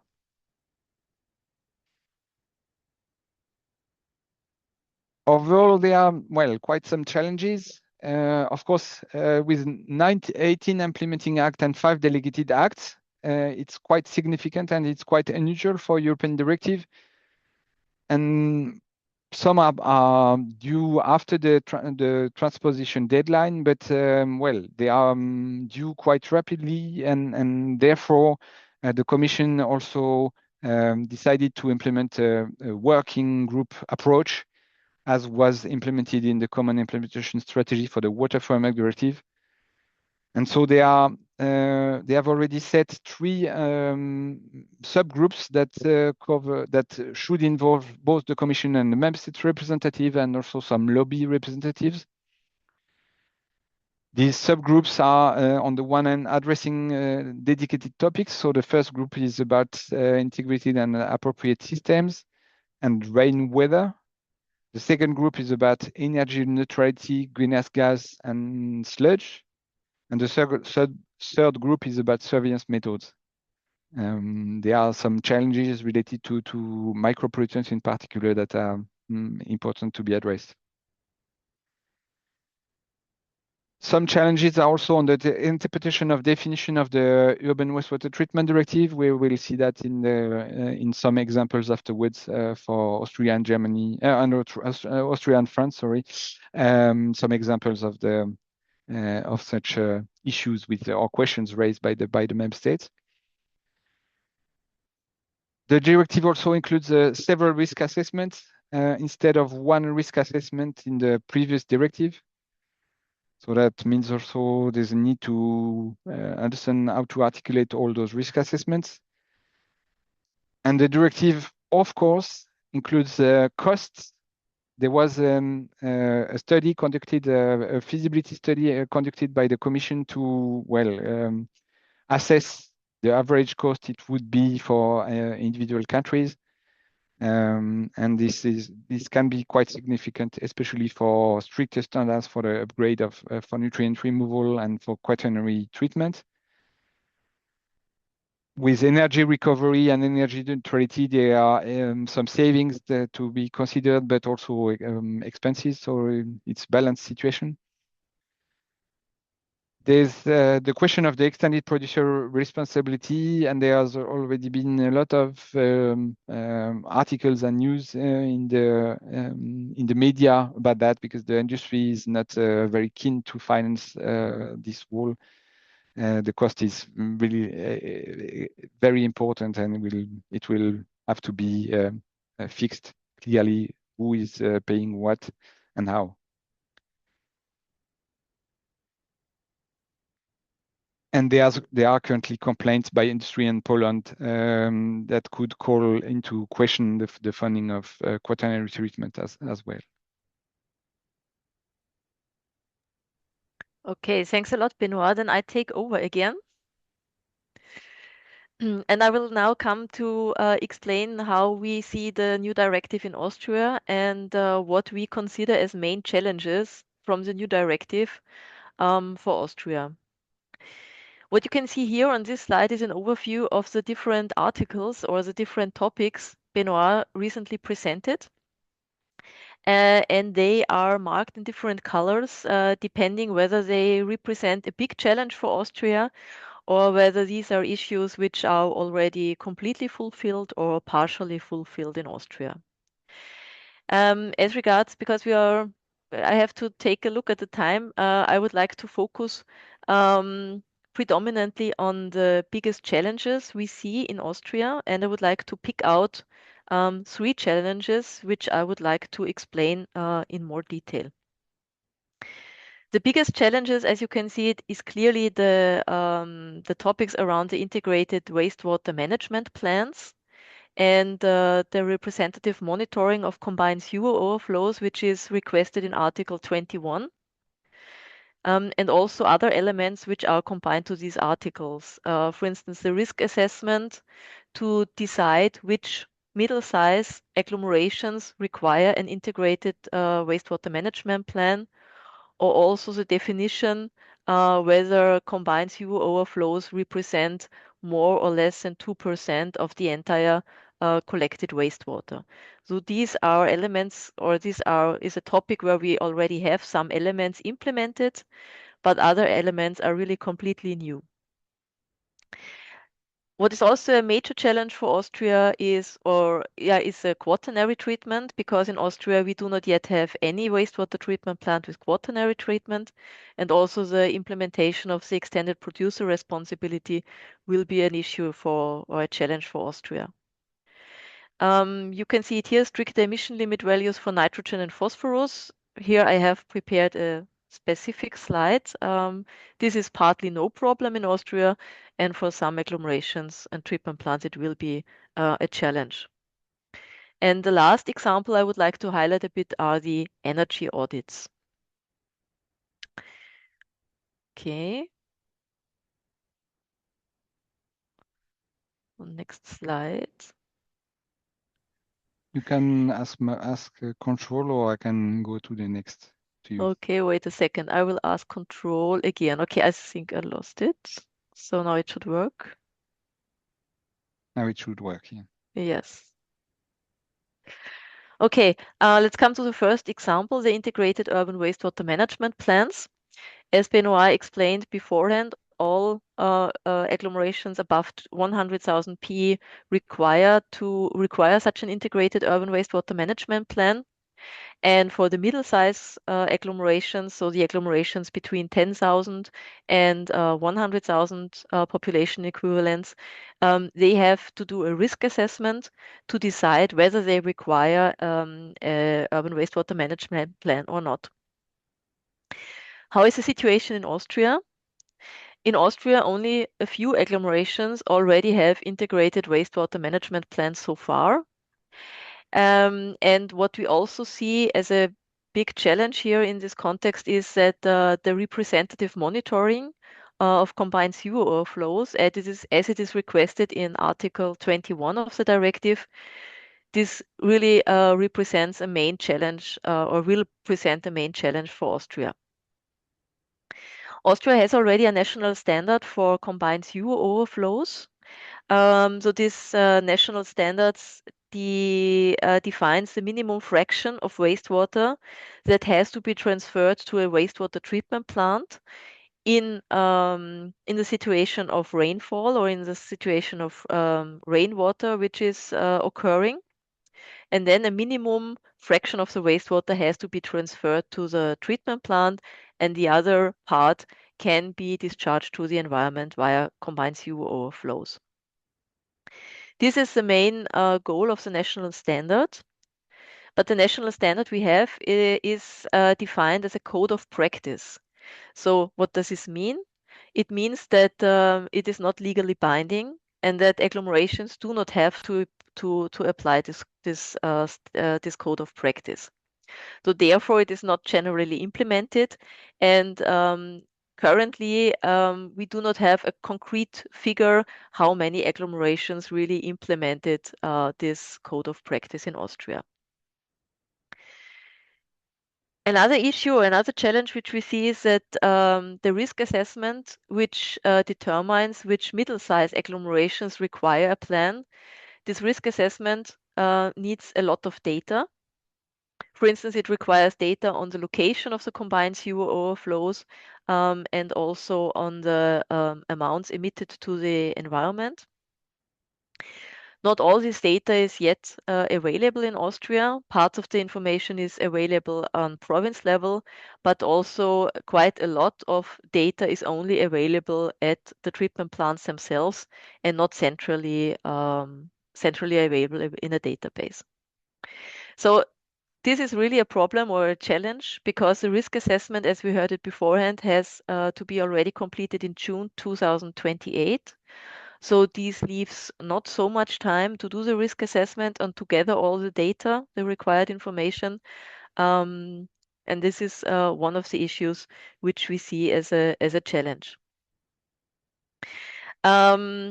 What we see on the other hand side is that it's a good thing to focus on rainwater management, and we see it positive that the directive forces us to do our homework as regards rainwater management.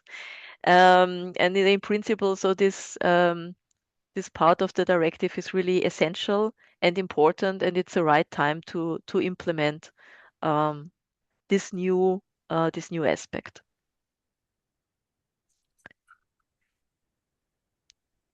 So let's come to my second example.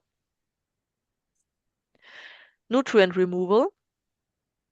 I mentioned it beforehand. Austria has tertiary treatment and most of the time nitrogen and phosphorus removal for all wastewater treatment plants above 2,000 population equivalents.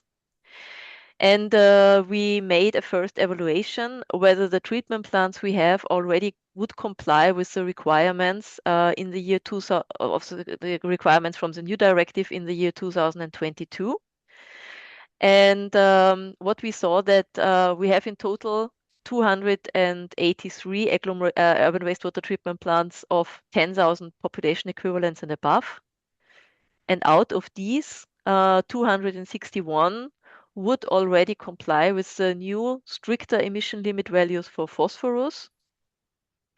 And 226 of these urban wastewater treatment plants would already comply with the requirements, the stricter requirements for total nitrogen. So big parts of the wastewater treatment plants are already now compliant with the new requirements from the directive.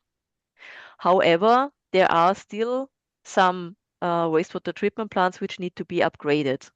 Smaller part for total phosphorus, a bigger part for total nitrogen. And of course, this upgrade will cost. It will be costly. For phosphorus removal, it is technically quite easy to achieve the requirements because you just have to increase the dosage of flocculants. I'm missing the English word, sorry. You just have to add some more precipitants to the wastewater. So this is something which can be done quite easily.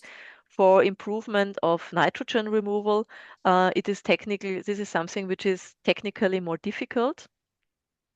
And sometimes nitrogen removal might be optimized or might be achieved by optimizing the operational conditions, but sometimes it will also be important or necessary to enlarge the treatment plant and to build new aeration tanks.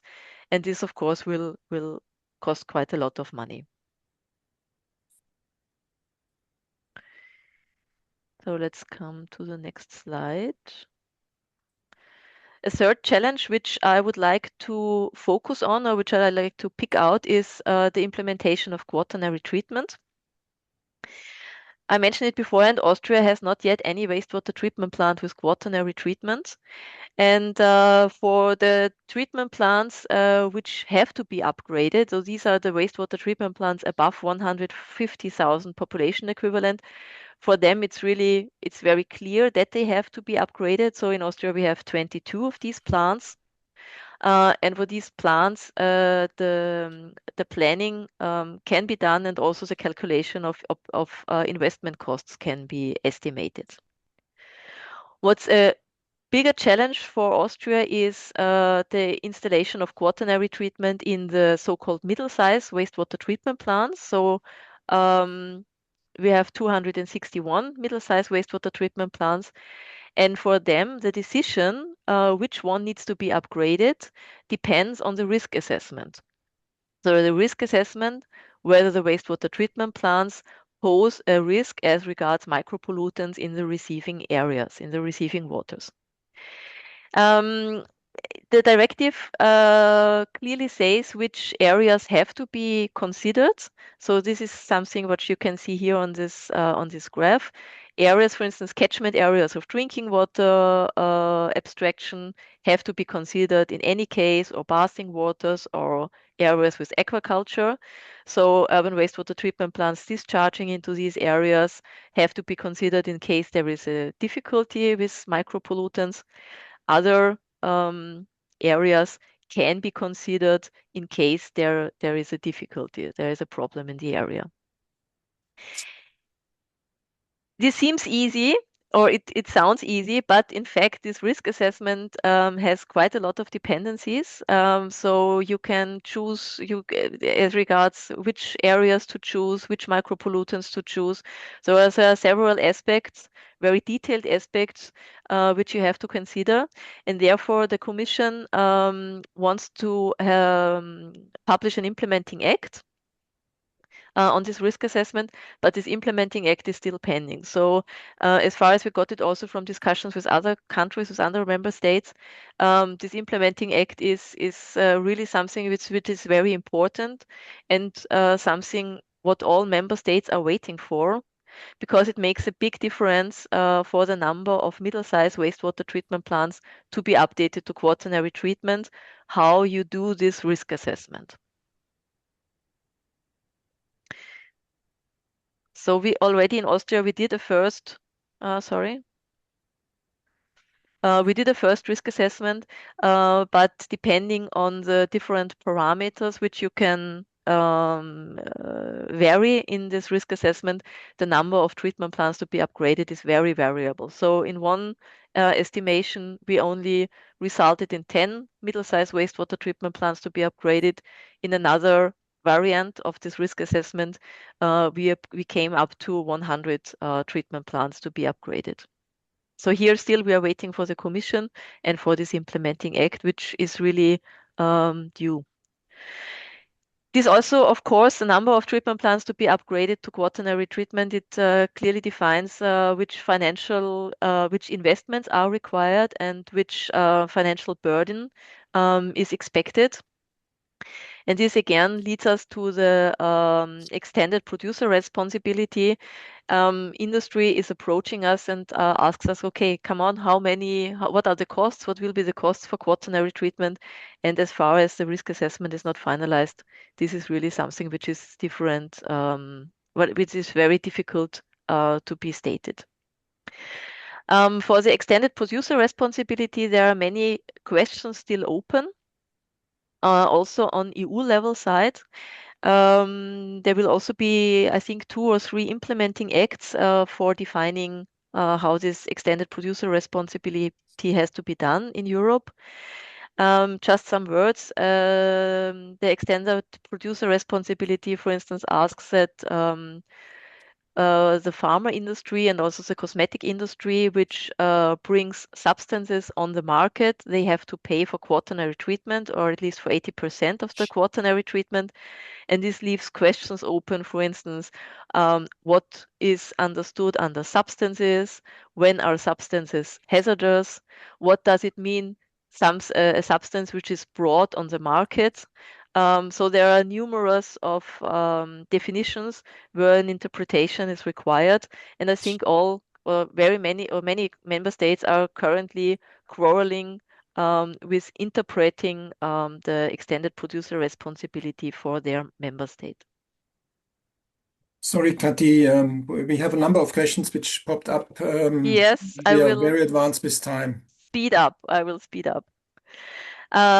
Okay, just maybe 2 more words. So as you could see it, the challenges for Austria are concern many different aspects. They concern, on the one hand side, financial aspects. To give you an example, for instance, for this Article 5, so for this integrated wastewater management plans, we had a first study on this issue, and the costs which were estimated ranged between 0.4 to 2 billion euros to bring the agglomerations in compliance with the future directive. It implies technical challenges, very clear for construction and also monitoring of the measures. Challenges as regards interpretation, as I mentioned it beforehand. Challenges also as regards the levels of law. It was also given in Benoit's presentation. So the federal administrative level and the regional level, they have to work together. This is not such an easy task. It is a challenge as regards the involvement of stakeholders, and also because different areas of law are influenced or are concerned in Affected. Austria. Okay, I will stop here and give the floor back to Benoit to say some words about challenges in France. Very briefly, please, Benoit, because we are running out of time. Thank you. Thank you very much. So the new directive is a legal challenge for France due to the number of implementing and delegated acts.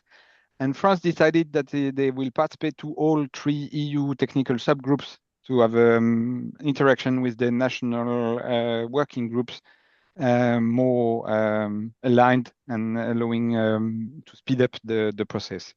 The water legal framework in France is embedded in environment code. It's linked also to several other codes. We have 78 codes in total, but those that are relevant here are urbanism code, S code, commercial code, etc. So it's quite a complex legal exercise.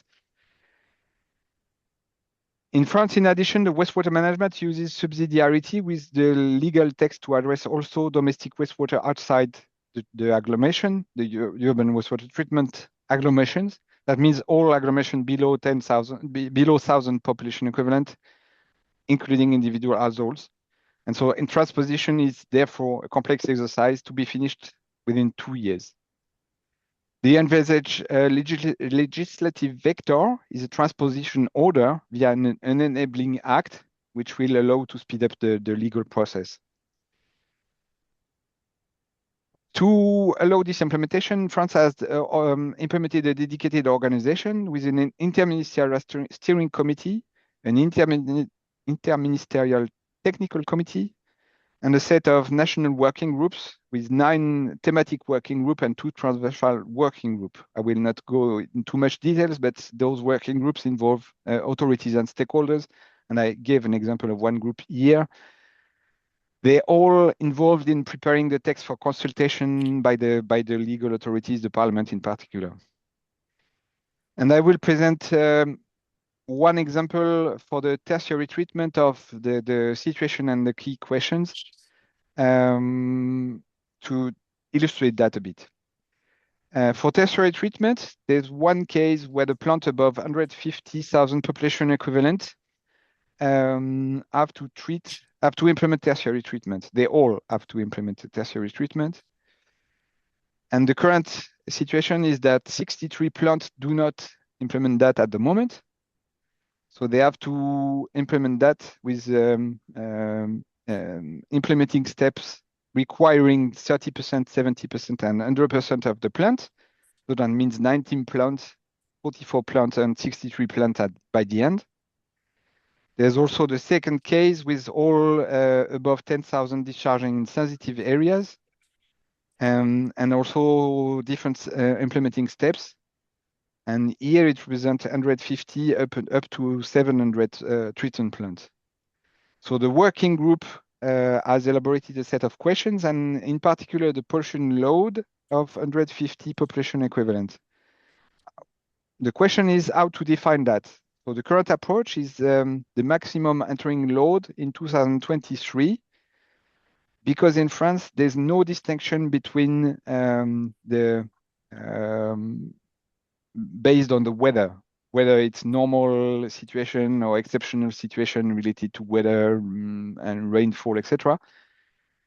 And so there's a criterion that is already defined in the territorial collectivities code. So it's already fixed by the law. So you see here, there's the exact reference to it. And it's it's the proposal that the working group has put on the table that will be discussed with the various participants in the working group and will be finally fixed by the working group. And as it's already related to an existing thing, there's no need to change the legal situation, so it will be easier for implementation. There was also an ex-ante evaluation of the costs, and for the 62 plants and the 720 plants that were embedded in the ex-ante evaluation, they estimate that it will cost about 241 million euro per year, which in total means 5.4 billion in total for France. So it's already quite a significant challenge to mobilize such amount of money.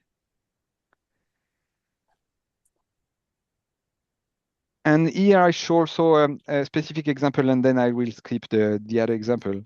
For tertiary treatment, there's also a specific case for wastewater treatment plants that are under construction and the measure of refurbishment or that were commissioned during the period of preparation of the directive. There's some exemption or delays put in the law. That means in the directive. So here it's the full text.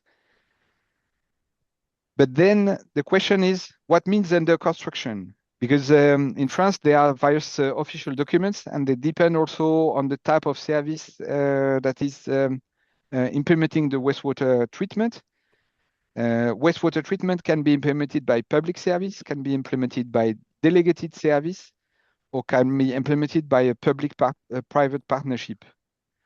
And the reference documents are not exactly the same to state whether it's under construction. So there's a kind of an order to start the work or different documents. So here it's one of the questions. Another question is about major refurbishment.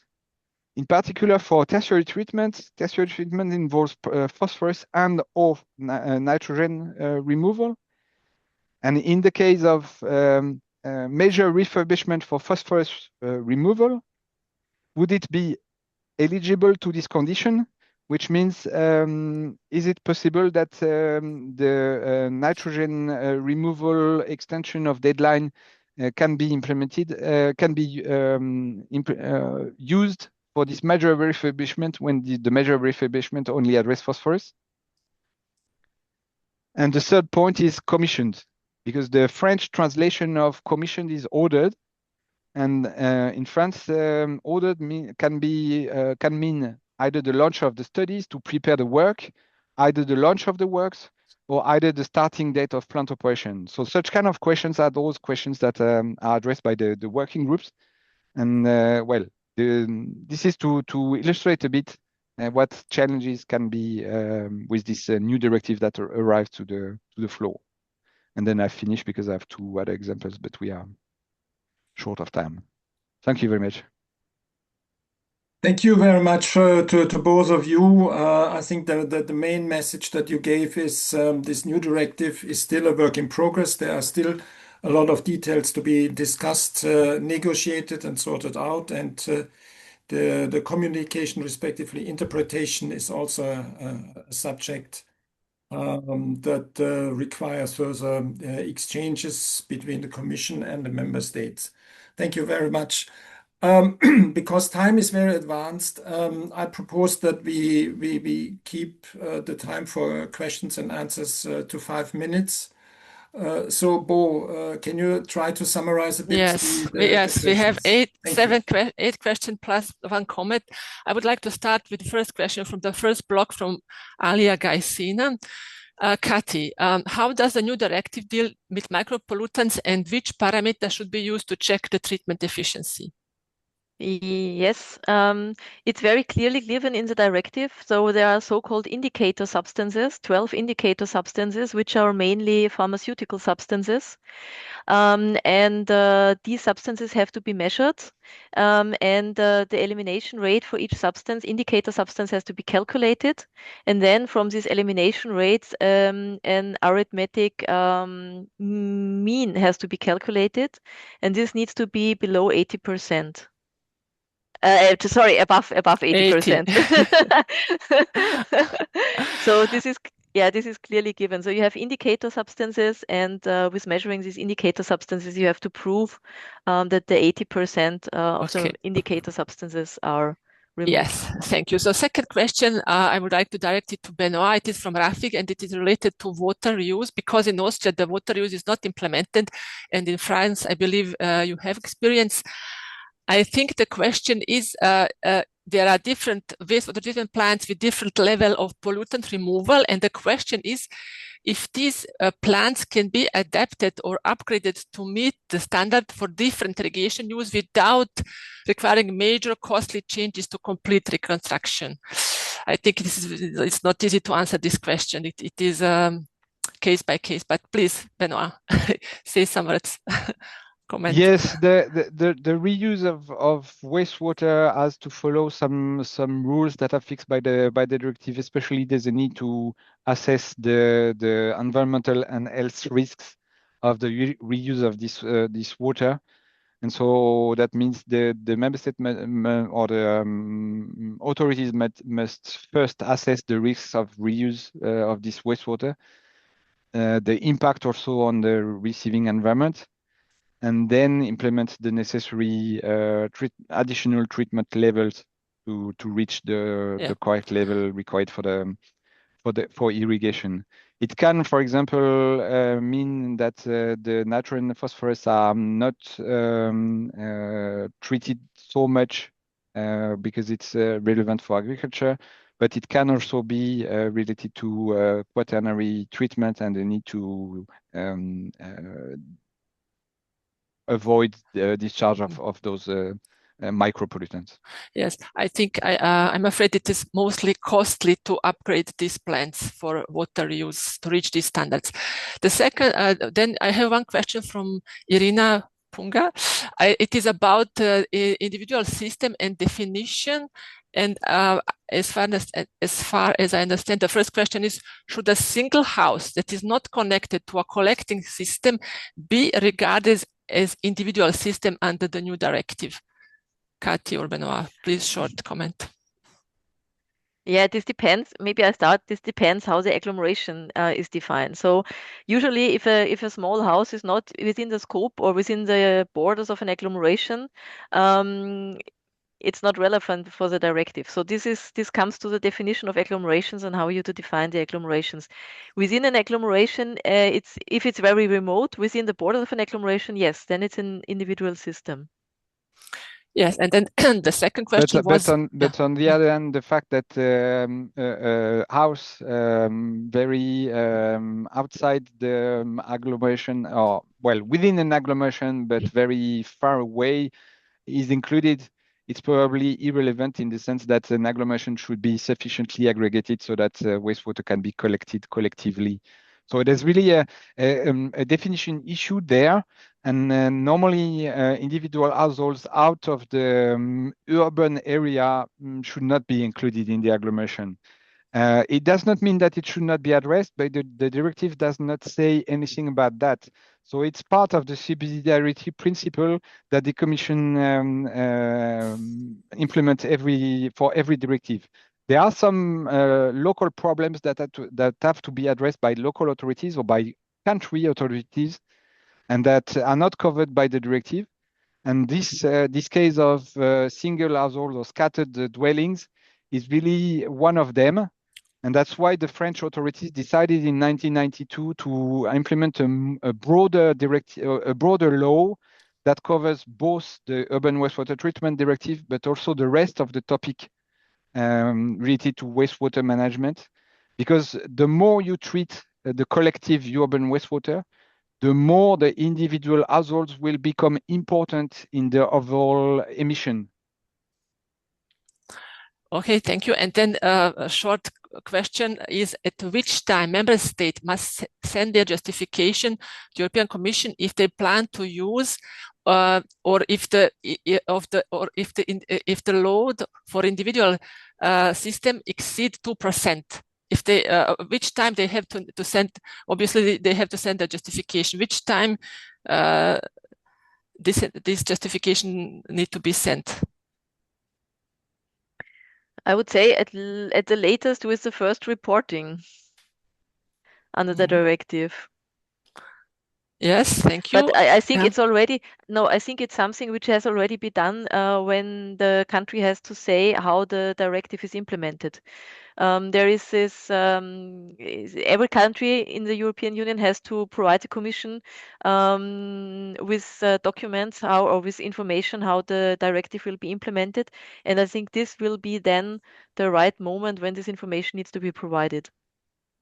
Okay, thank you. Then we had a question from Gabor Schneider. He asked if there are elements in the new directive that support water circularity, for example, water use, but this question has been answered. I mean, we have water use, energy neutrality, also nutrient recovery. So this question, I believe we can skip because of the time. And then we had a question from Irina, if there is some materials or guidance document or best practice example to design and implement extended producer responsibility. I was thinking, no, there is no such guidance documents, but Kati, you posted one link. Can you comment on it? Yes, there was in the last expert group meeting from the Commission. There was a lady from the OECD, and they mentioned that there are two guidances, and I put the links to the guidances there. There's also a third guidance, a best practice example. I mean, it is for packaging, but it could also be helpful. Okay, great. Benoit, do you have some addition? If you have, then put it in chat. And I have then one very interesting question for our audience. It is from Glenn Pierce Oros. Since new directive is a big challenge even for EU countries, it is the question, what is your advice for non-EU countries? Where should they start? How to prioritize the next step? What is the first step? This is a question for both of you. Kati, please. That's the $100 million question. Very good question. I think the first thing to focus is I would focus on the biggest wastewater agglomerations, because they're the biggest loads could be removed from entering the environment. And of course, if you start really from scratch, biological treatment, I think is is important to be implemented as far as possible. Ben, you. Yes, secondary is the minimum requirement, and the biggest agglomeration in general are a small number of, and they allow to cover 50% of the problem. So I think my main advice would be to start with implementing the old directive. Means collecting the wastewater and treating that to secondary, and find the necessary space to treat also nitrogen and phosphorus where possible for the biggest at least. But yes, the main point is secondary and collect also the wastewater. It's important. Okay, thank you very much. And then I have a question or comment from Arkady Rusnak. I will try really to interpret because it was very long. As far as I understand, the treatment plant in Chisinau is the old one, and it faced problems with pollutant removal because it is outdated design. On the other side, legislation is very strict and there are high penalties. As far as I understand, the question is, can or should legislation be adapted to ensure fair enforcement for pollutant removal for the old treatment plants? Because operators are not, I mean, they are penalized, but they cannot reach this removal set by legislative because the plant is outdated. It is, I think it is, this cannot.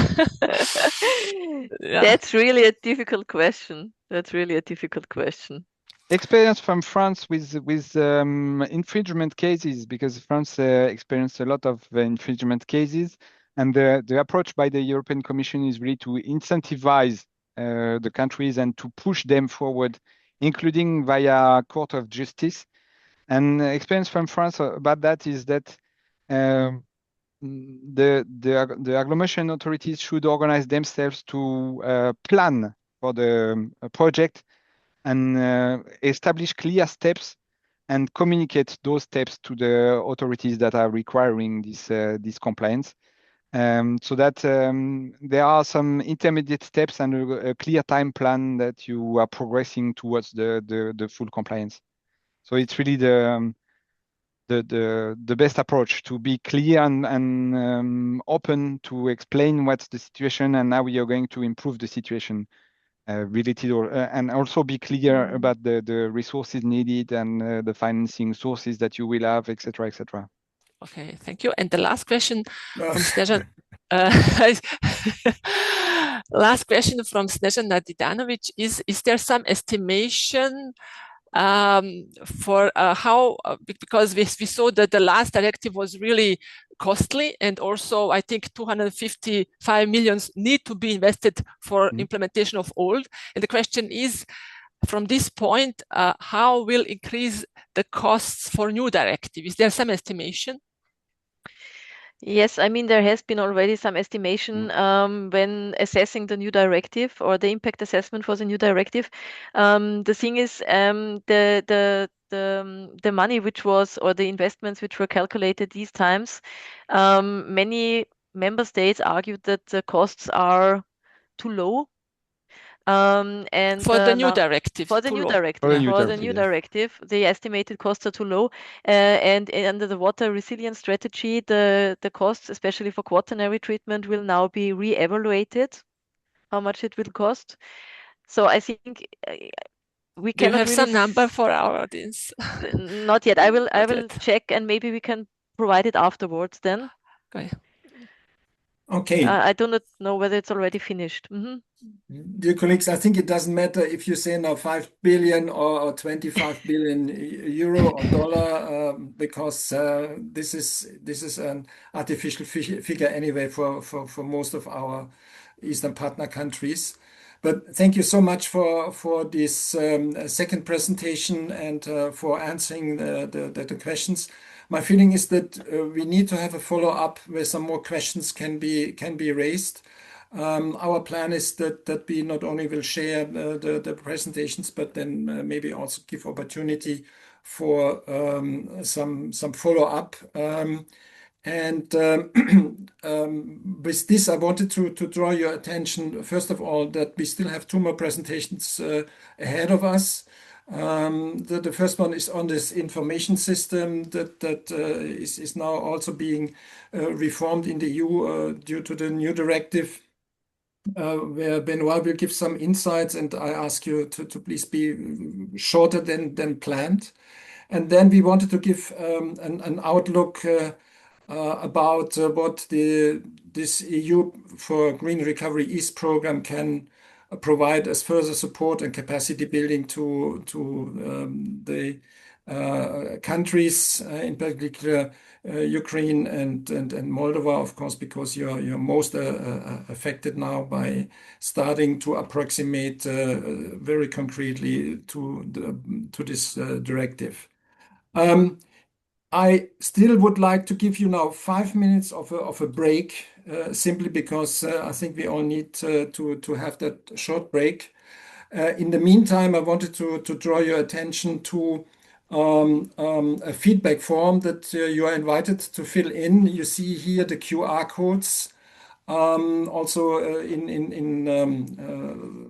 3 local languages. All other participants from Georgia and Azerbaijan are kindly asked to use the English version. Please download it from your mobile phone, and giving us some feedback is really helpful also to discuss how to move on.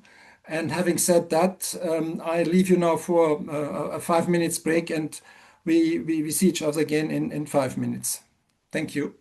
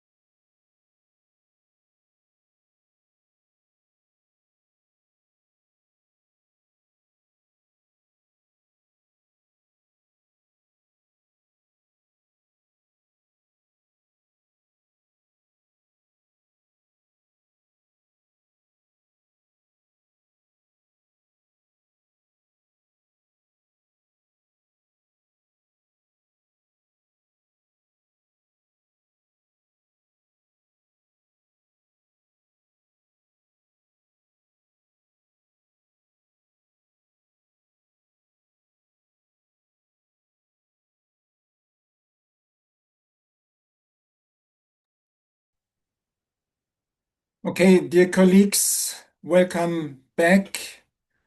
I know this was a very short break, but I think it was important that we had that, and in particular that our interpreters got a short break. We will move on now to the second last presentation about the European Information System and its national component. Benoit, you have the floor. Thank you very much. The directive that still applies, 91/271, requires reporting to Europe every second year, which led to the development of a European information system and to an experience called Structured Implementation and Information Framework. I'm going to give you some elements about that. Let me start with the European Information System. So the overall approach, the overall framework for the reporting is that authorities must report every second year under Article 15, under Article 16, and under Article 17. So 3 different articles. The first article is about detailed situation, agglomeration by agglomeration and treatment plant by treatment plant. This data collection includes collection of information about collection system, about the treatment, about the discharge, and about the receiving areas. The Article 16 is a summary national situation report, and that the country should, where the country should explain where it stands and what progress was made, etc., etc. And the third is about investment program. So that means how much money they will invest on non-compliant situation and on overall at the national level. The advantage of this reporting is that it provides detailed situation per agglomeration and treatment plant. There are some issues currently because the data dictionary for Article 17 is not enough strict, and it does not allow so easily to compare member state situations. So each member state can report different information, and then afterwards it's not so easy to use. And the third point is that the concepts and terminology, they partly differ to water statistics framework, which sometimes pose issues with the link to datasets reported by to Eurostat. The electronic reporting started in 2008 and was the data were reported to the EA. An help desk was implemented with technical support provided so that the member states, when they report, they have they may have some issues, and there's a support about that. Afterwards, the compliance assessment is performed by the Commission consultant based on the data reported. There's also continuous adaptation of the quality controls made for the reported data because the data can have some quality issue. And the EA implemented a dedicated platform called ReportNet. And this ReportNet was progressively modernized, and the last modernization step was Reporting 3 for 2022. Overall, what is reported, you see on the right-hand side of my slide. So you have information at MS level, sludge and water reuse in particular, because we don't collect individual information. But there are also information collected at agglomeration and treatment plant level. So you have the agglomeration, the treatment plant, the discharge point, and the sensitive area. So these are the main concepts collected under the Article 15. And in total, this represents about 150 different information. So it's quite a significant reporting, and it's one of the very important reportings that the member states have to do for water directives.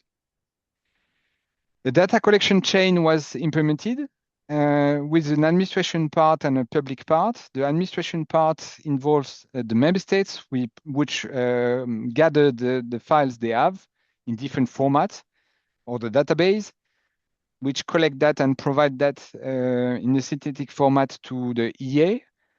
In this process, there's a set of quality assessment, quality control implemented.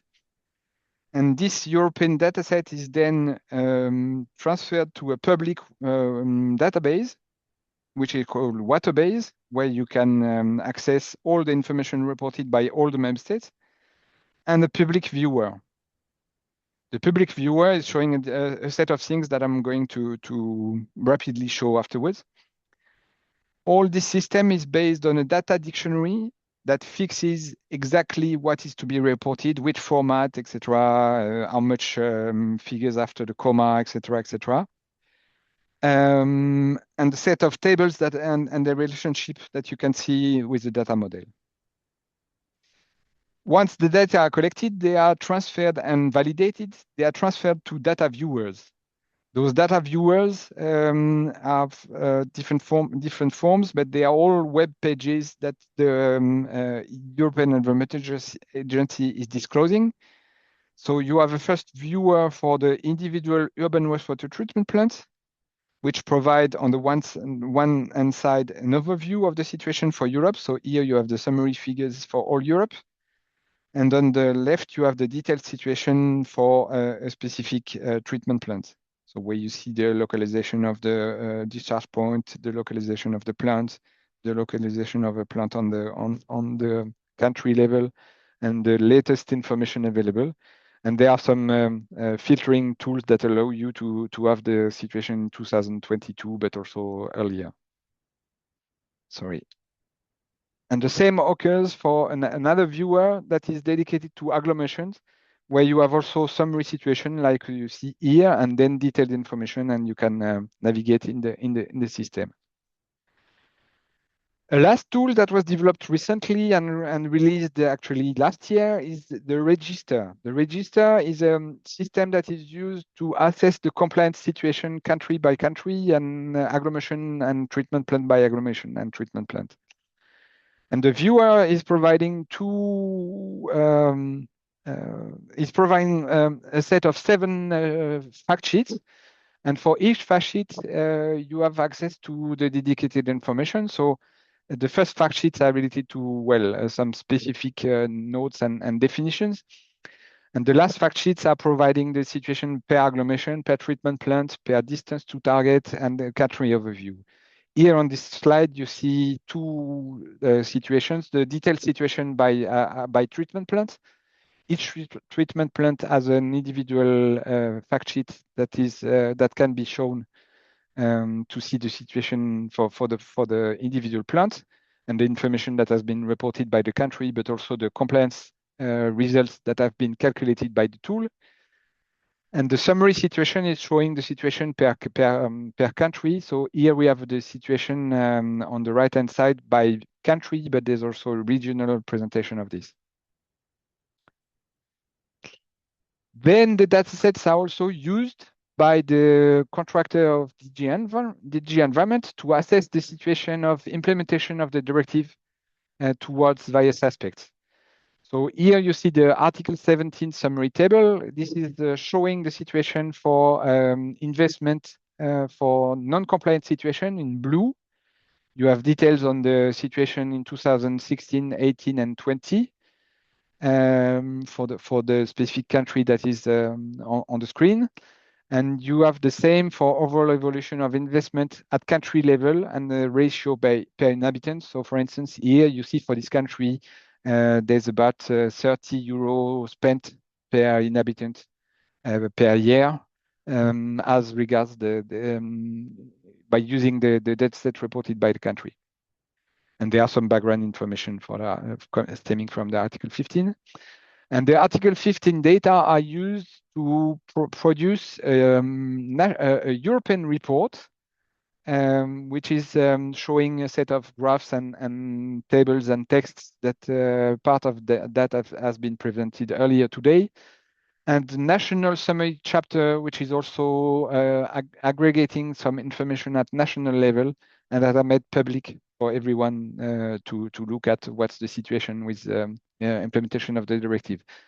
This report is also used by the European Commission to present a summary situation to the European Parliament.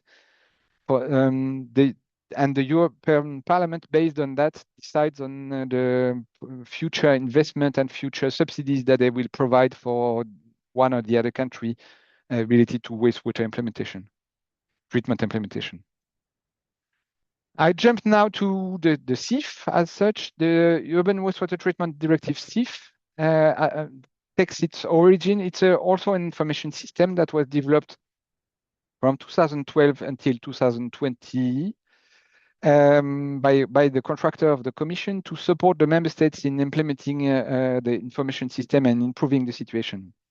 It is based on a communication from the Commission that was published in 2012 with the objective to improve the delivery of benefits for EU environment measures. And the communication introduced the concept of structured implementation and information frameworks.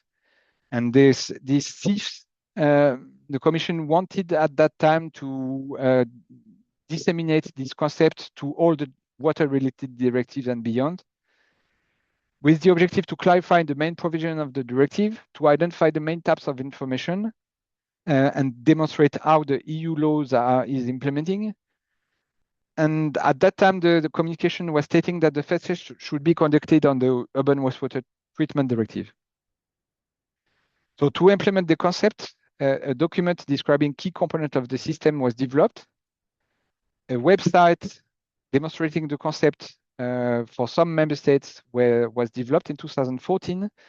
And from 2015 until 2020, it was deployed for all member states and used to replace the Article 16 reporting. That means the national summary report.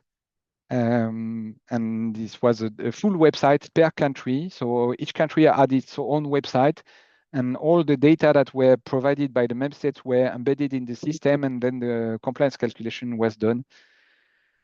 And it was also recognized that these data are really relevant for many different users, and it allowed to give access to all those different users to this information. The system was implementing an idea that was to shift. That was that with the current IT technologies, it's possible to shift from bottom-up reporting from member states to EU to an information exchange system. It should be noted that it's now the target for of the new Urban Wastewater Treatment Directive, whether the member states implement a SIIF or do that on their own. They will have to do that for this. So the SIIF, what it is? The SIIF platform is a tool to use national validated dataset and improve public access to information. So it's not currently a collection tool. It's not a reporting tool. It was providing for free as support for member states and not mandatory. And it was proved to be able to evolve with contribution from different users. So it implements the Inspire directive as well and provides different data for different purposes. You can visualize, assess, check, download, and link to own maps. And it was developed and made public for the period 2013-2020. Now it's not anymore available online, but the background IT code, etc., is still available. And the platform was providing two parts: a public part that was showing a set of maps of graphs that I illustrate here with some example. A public part showing also individual object fact sheets. So that means for one agglomeration or for one treatment plant, it was possible to have all the information, including in a schematic way, so that you can really see what is presented, etc. With the information on compliance, you see here in blue or in orange, the information on compliance, and also lists accessible via maps or tables. So it was also possible to navigate in the system like that. There was also related to Inspire approach, possibility to access to the information and download in XML, CSV, shape, etc. format, allowing to reuse the data for many different things. And there was also a private part with different sub-menus to allow manage the content. So that means in particular, delete some older data or import new data, import new content, produce the register, because the register was originally produced as a set of 20 Excel sheets. It's now implemented in the EA system in a simplified way, but it's also embedded in the system.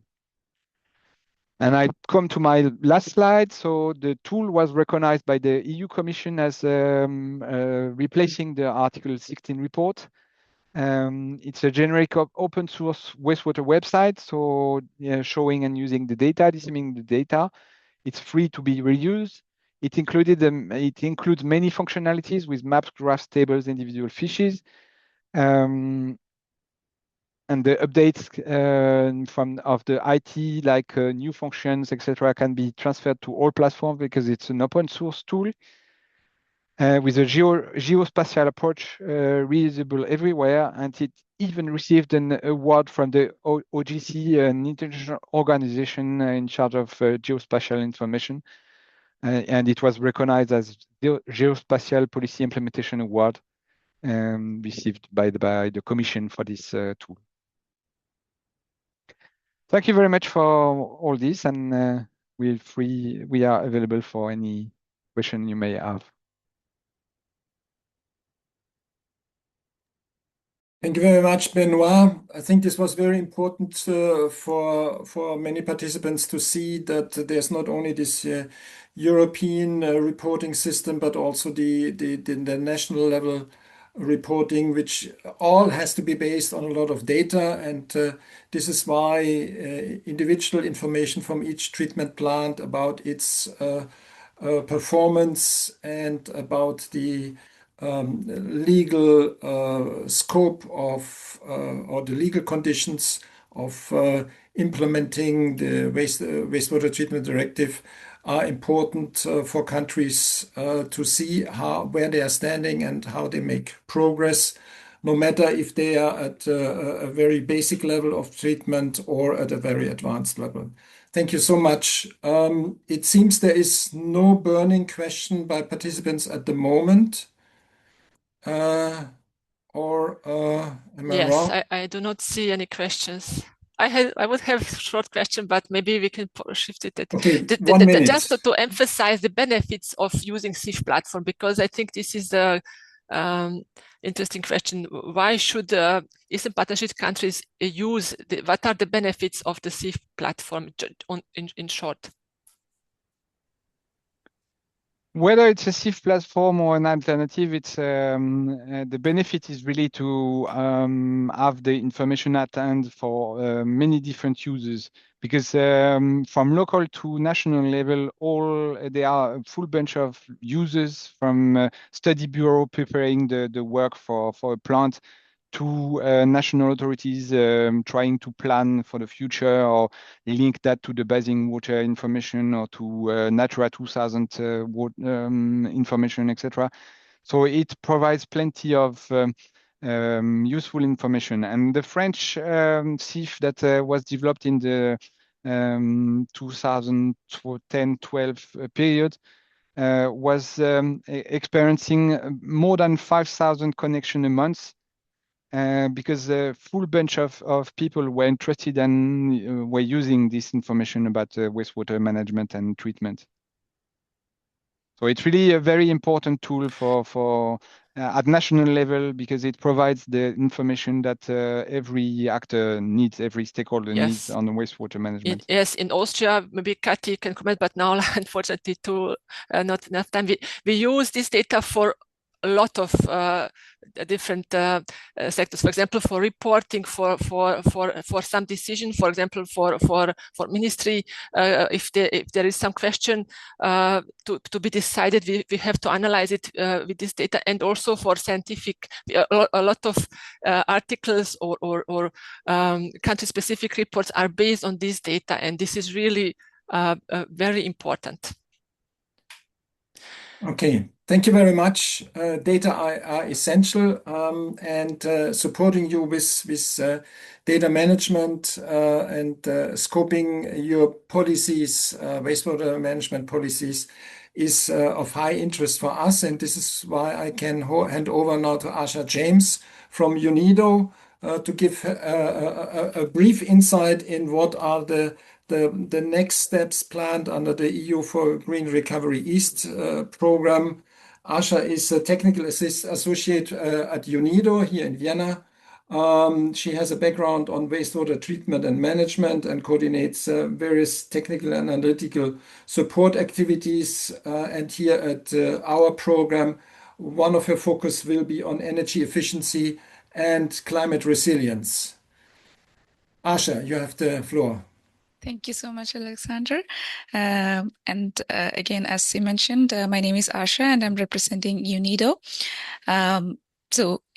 As the last presentation of the event, I would like to give you an overview on the EU4Green Recovery East program with a special focus on the activities under in the wastewater sector and how these activities can help the stakeholders of the wastewater sector in the Eastern Partnership countries. So let's move to the presentation. So first of all, what is the EU4Green Recovery East program? As briefly introduced by Gerhard during the beginning of this event, it is a EU-funded program which started in beginning of this year and will run till end of 2028. It is implemented in the 5 countries, including Armenia, Azerbaijan, Georgia, Moldova, and Ukraine. And right now, the activities are being implemented in 3 countries. And the major focus of the program will be on 5 components on 5 green topics, including circular economy, water resources, EU environmental standards, data and digitalization, and also transboundary cooperation. And here our focus will be on the water resources, protection of water resources and pollution reduction, and particularly focusing on the activities in the wastewater sector. So let's look at the activities in the wastewater sector. With these activities, we are planning or we are trying to suggest the improvement of existing wastewater treatment processes in the countries, including the energy efficiency and climate resilience. So the treatment process, wastewater treatment process itself is a very energy consuming process. So any efforts in terms of energy optimization or energy recovery can be very effective and relevant in case of improving the treatment processes.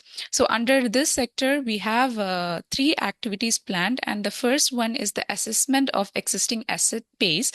It will give a final deliverable for each country with a baseline assessment reports concluding the current treatment processes of wastewater treatment and the current situation of these processes. And this activity is supposed to be end by the end of 2025.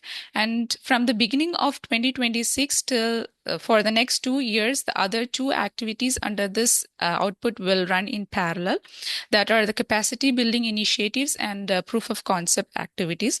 So for capacity building, it will also focus on the operation of wastewater treatment plants, but the trainings will focus on both the operators and also decision makers like the authorities or plant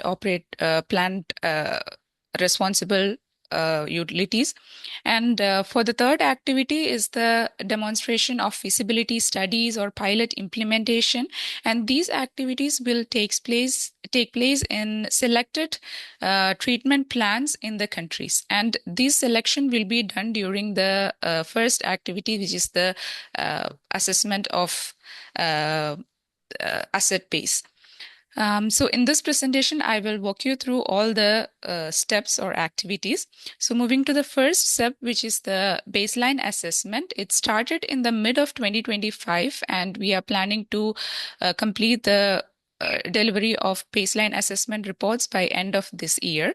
So in this activity, in this baseline report, we will include the asset base of treatment plants or data at treatment plant level, and also identify the pilot sites in which the third activity, which is the feasibility studies, will be conducted.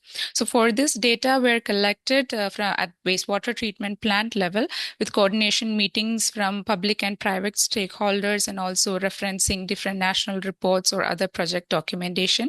And this data was analyzed and also consolidated with the different selection criteria and discussed also with the national focal points for finalization of the pilot sites where feasibility studies will be conducted. And then this report will also include a strategic recommendation on the orientation in which the future activities will be demonstrated. So about the current progress of the assessment report for Armenia, it is finalized, and for Moldova and Ukraine, it will be finalized in the coming weeks.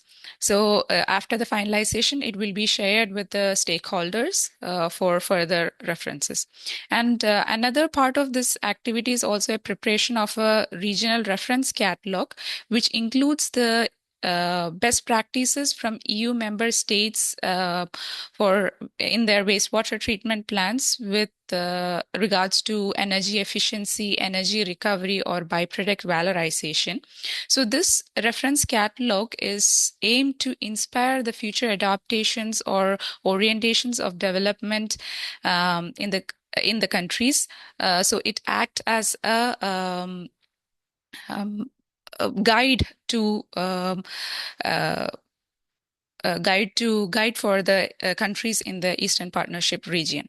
So to give a short overview on the baseline report, it will include details, or since it is specific to each country, it will start with a country overview. Then the main section will be on the wastewater data, like the volume or about the treatment plants, including process lines, energy consumption, or sludge treatment.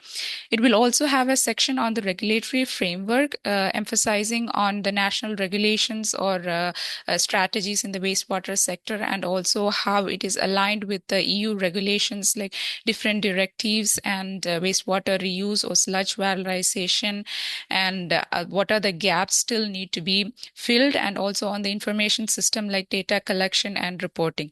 And finally, the report will be concluded with the criteria which were used for selecting the pilot sites for the third activity, and also what will be the orientation on energy efficiency, energy recovery, or byproduct valorization.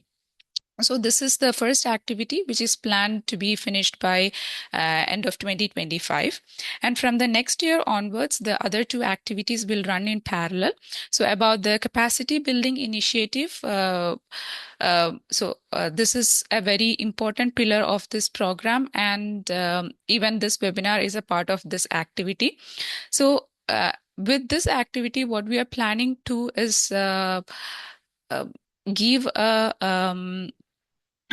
or support the wastewater treatment plants in their operations. So this will not only benefit the plant operators, but also the decision makers. So the first step in this is to identify the capacity building needs or training gaps in the countries, so that the trainings provided can be tailored to the country needs. So for this, the different approaches are carried out to find out the training needs or capacity building needs.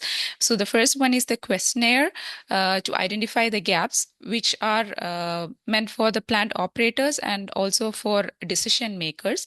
There will be interviews of different stakeholders, including authorities, operators, or NGOs, and also bibliographical reviews. So based on this capacity building needs analysis, the training modules will be tailored according to the country-specific needs. So the main point to be noted here is the identification of training needs. So for that, the questionnaires are the first important part. So there will be two questionnaires which are meant, one for the stakeholders involved in the implementation, who are the decision makers, including relevant ministries, local authorities, and wastewater utilities. And another questionnaire will be focused on the wastewater treatment plant operators. So this is where you can support us in identifying the needs. And this, the goals of these questionnaires are to identify the existing gaps or training needs, and also to gain interest and confirm your willingness to take part in these trainings. So these questionnaires are planned to be disseminated in the first quarter of 2026, and your responses to these questionnaire as stakeholders of wastewater treatment sector is very important for designing the training modules, and it will also show us that the training is the trainings will inspire you to grow more. For example, one of the training module prepared in Austria is given here, which was focused on the operators of wastewater treatment plants and technical guidance. And the expected results show that several knowledge improvement in the knowledge of the treatment plant operators, including in the formula or calculation required for different treatment process, and also awareness on the importance of self-monitoring. But this module will, or this entire training in Austria takes about 11 weeks of time within a 3-year timeline, and this will only be finished by an examination. So in case of the training modules in the EAP region under our activity, we don't have that much timeline, so the processes will be started. So that is why your participation is also important to ensure that proper or effective training is provided. Okay, now let's move to the third activity, which is the proof of concept activities, which will run in parallel to the capacity building initiatives. This will provide technical assistance to the selected wastewater treatment plants with regards to energy efficiency and byproduct valorization. So this, the baseline report, which will be finished, which will be the final product of the first activity, will act as a base document for this activity. And in this pilot sites which have been selected, field visits will be done, and resource efficient and cleaner production audits will be done in order to identify which are the orientation or pathways which fits best for the energy efficiency or byproduct valorization from these wastewater treatment plants. So based on this identification, feasibility studies will be conducted to for further implementation and funding opportunities. And regarding the proof of concept activities, the potential options for the activity implementation or pilot implementation includes energy efficiency options like variable speed, recommendations of variable speed drivers, or even energy recovery options like biogas recovery from sludge, or energy recovery from the head of the water using a hydrodynamic screw or turbine, and heat recovery using the temperature difference in the water using heat pumps, and also byproduct valorization of sludge, or called like a different nutrient recovery, and all these. The options are not limited to this, but these are just examples of the options that could be implemented as part of the program. So the ultimate question here is how it can benefit the stakeholders of wastewater sector. So it is not only, the activities will not only support the wastewater utilities or plant operators, but also provide sufficient benefits to the national authorities and decision makers, including providing an overview of the national wastewater treatment asset base, or strengthening the alignment with EU directives, or learning from EU reference cases using the catalog, or even the tailored capacity building initiatives or practical solutions for energy recovery and resource efficiency, and also providing some realistic options for future investments. So in short, the programs or the activities in the wastewater sector will help the countries to move closer or align closer to the EU environmental standards. So yeah, so that's the overall activities under this sector, and thank you for listening. So at this moment, I would again like to emphasize that your interest or to participate in the program or will be ensured, or we will know about that by filling in the questionnaires regarding to the capacity building needs, or which will be disseminated among the stakeholders in the first quarter of 2026. So it is important that you fill in it accurately, so that it enables the proper proposal of training modules in an effective and targeted way. So thank you so much. If you have any questions regarding the activities, we'll be happy to answer them.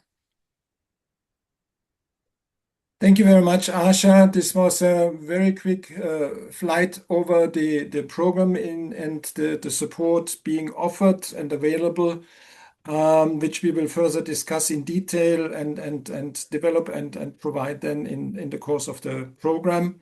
I should also stress that we are coordinating already with other international donors, so we all have a common interest that there is no parallel work or conflicts of interest among the donor community, and also in terms of the capacity of each country taking up such support that is being offered. Thank you so much again. I think we should soon come to a closure, but I see a raised hand by Roman Prikhotko.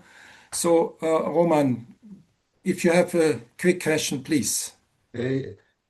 Так. Дякую, дуже коротко. По-перше, дякую за започаткування цієї програми в Україні і дякую, що ви берете якраз показові очисні споруди велике, середнє і мале місце, щоб їх потім зробити базовими проектами. Одне питання. Чи можна цю програму організувати онлайнову для того, щоб більше кола учасників були задіяні в цій програмі від водоканалів? Програма навчання.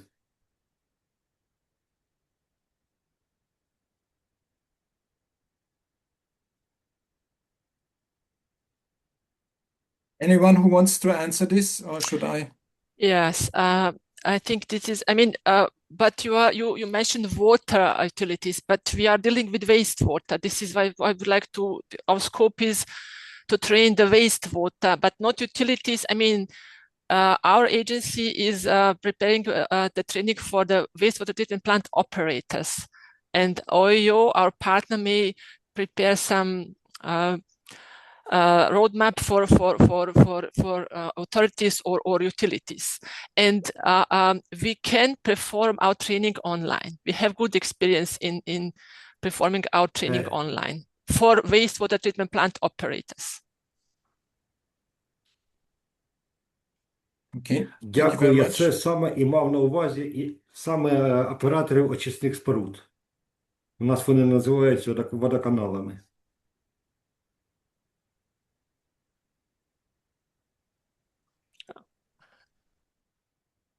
Okay. Yes, I understand. Yes, we can do it online. Yes, thank you.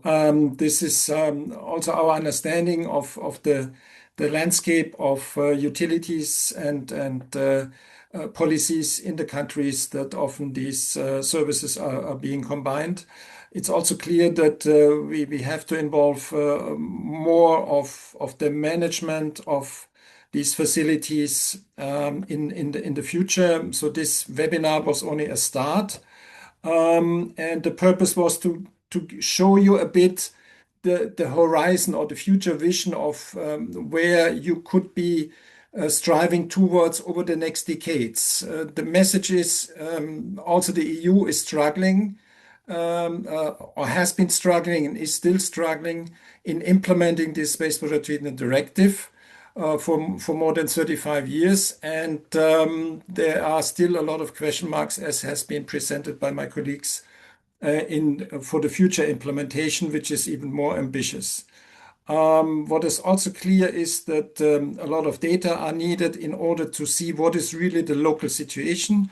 So this assessment report that is now being finalized for the three countries, Armenia, Ukraine, and Moldova, is a very important starting point, collecting what is available at the moment. But it's clear, I think, also to each of you, that more data have to be generated in order to see really what is the individual situation of each treatment plant, and to discuss how to upgrade wastewater treatment step by step, with the first ambition to go to the secondary treatment. We will, of course, continue on more specific discussions, whether online or face-to-face, to the extent feasible. But I wanted to, in this closing words that I have the privilege to give to you, I just wanted to stress: do not always talk about the costs and that this is so expensive.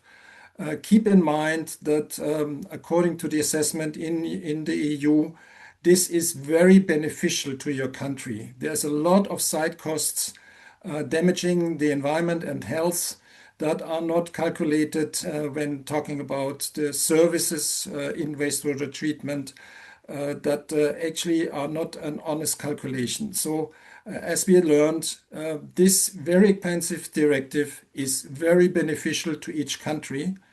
It, among many other things, for instance, it creates a lot of new jobs.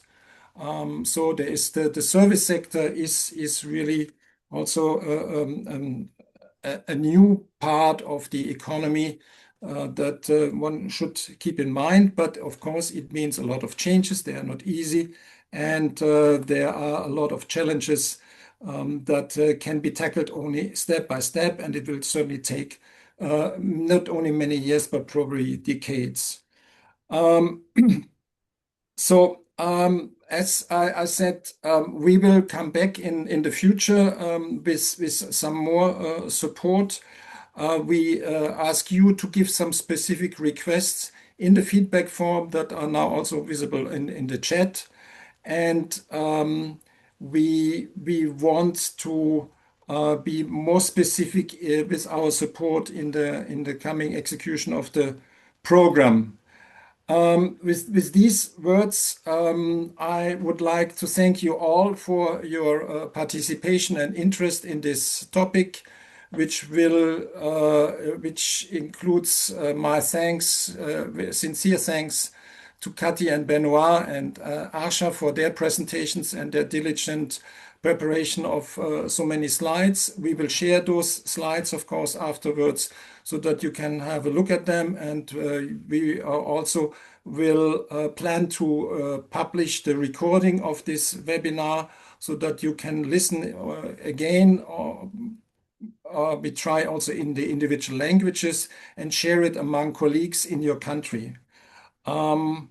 And with this, I would like to also thank my colleagues who have helped to organize this webinar at UBA, at OYO. I don't want to say all the names, but it's clear that the hardest job of today was actually with our interpreters, because they had to translate to your understanding a lot of complex technical terms and messages, and we hope that they managed well. It was not easy for them. So thanks a lot to the interpreters, and thanks a lot to all of you for staying with us. We see each other again in the future. Stay tuned and do your support and your work on improving wastewater management in your countries. Thank you.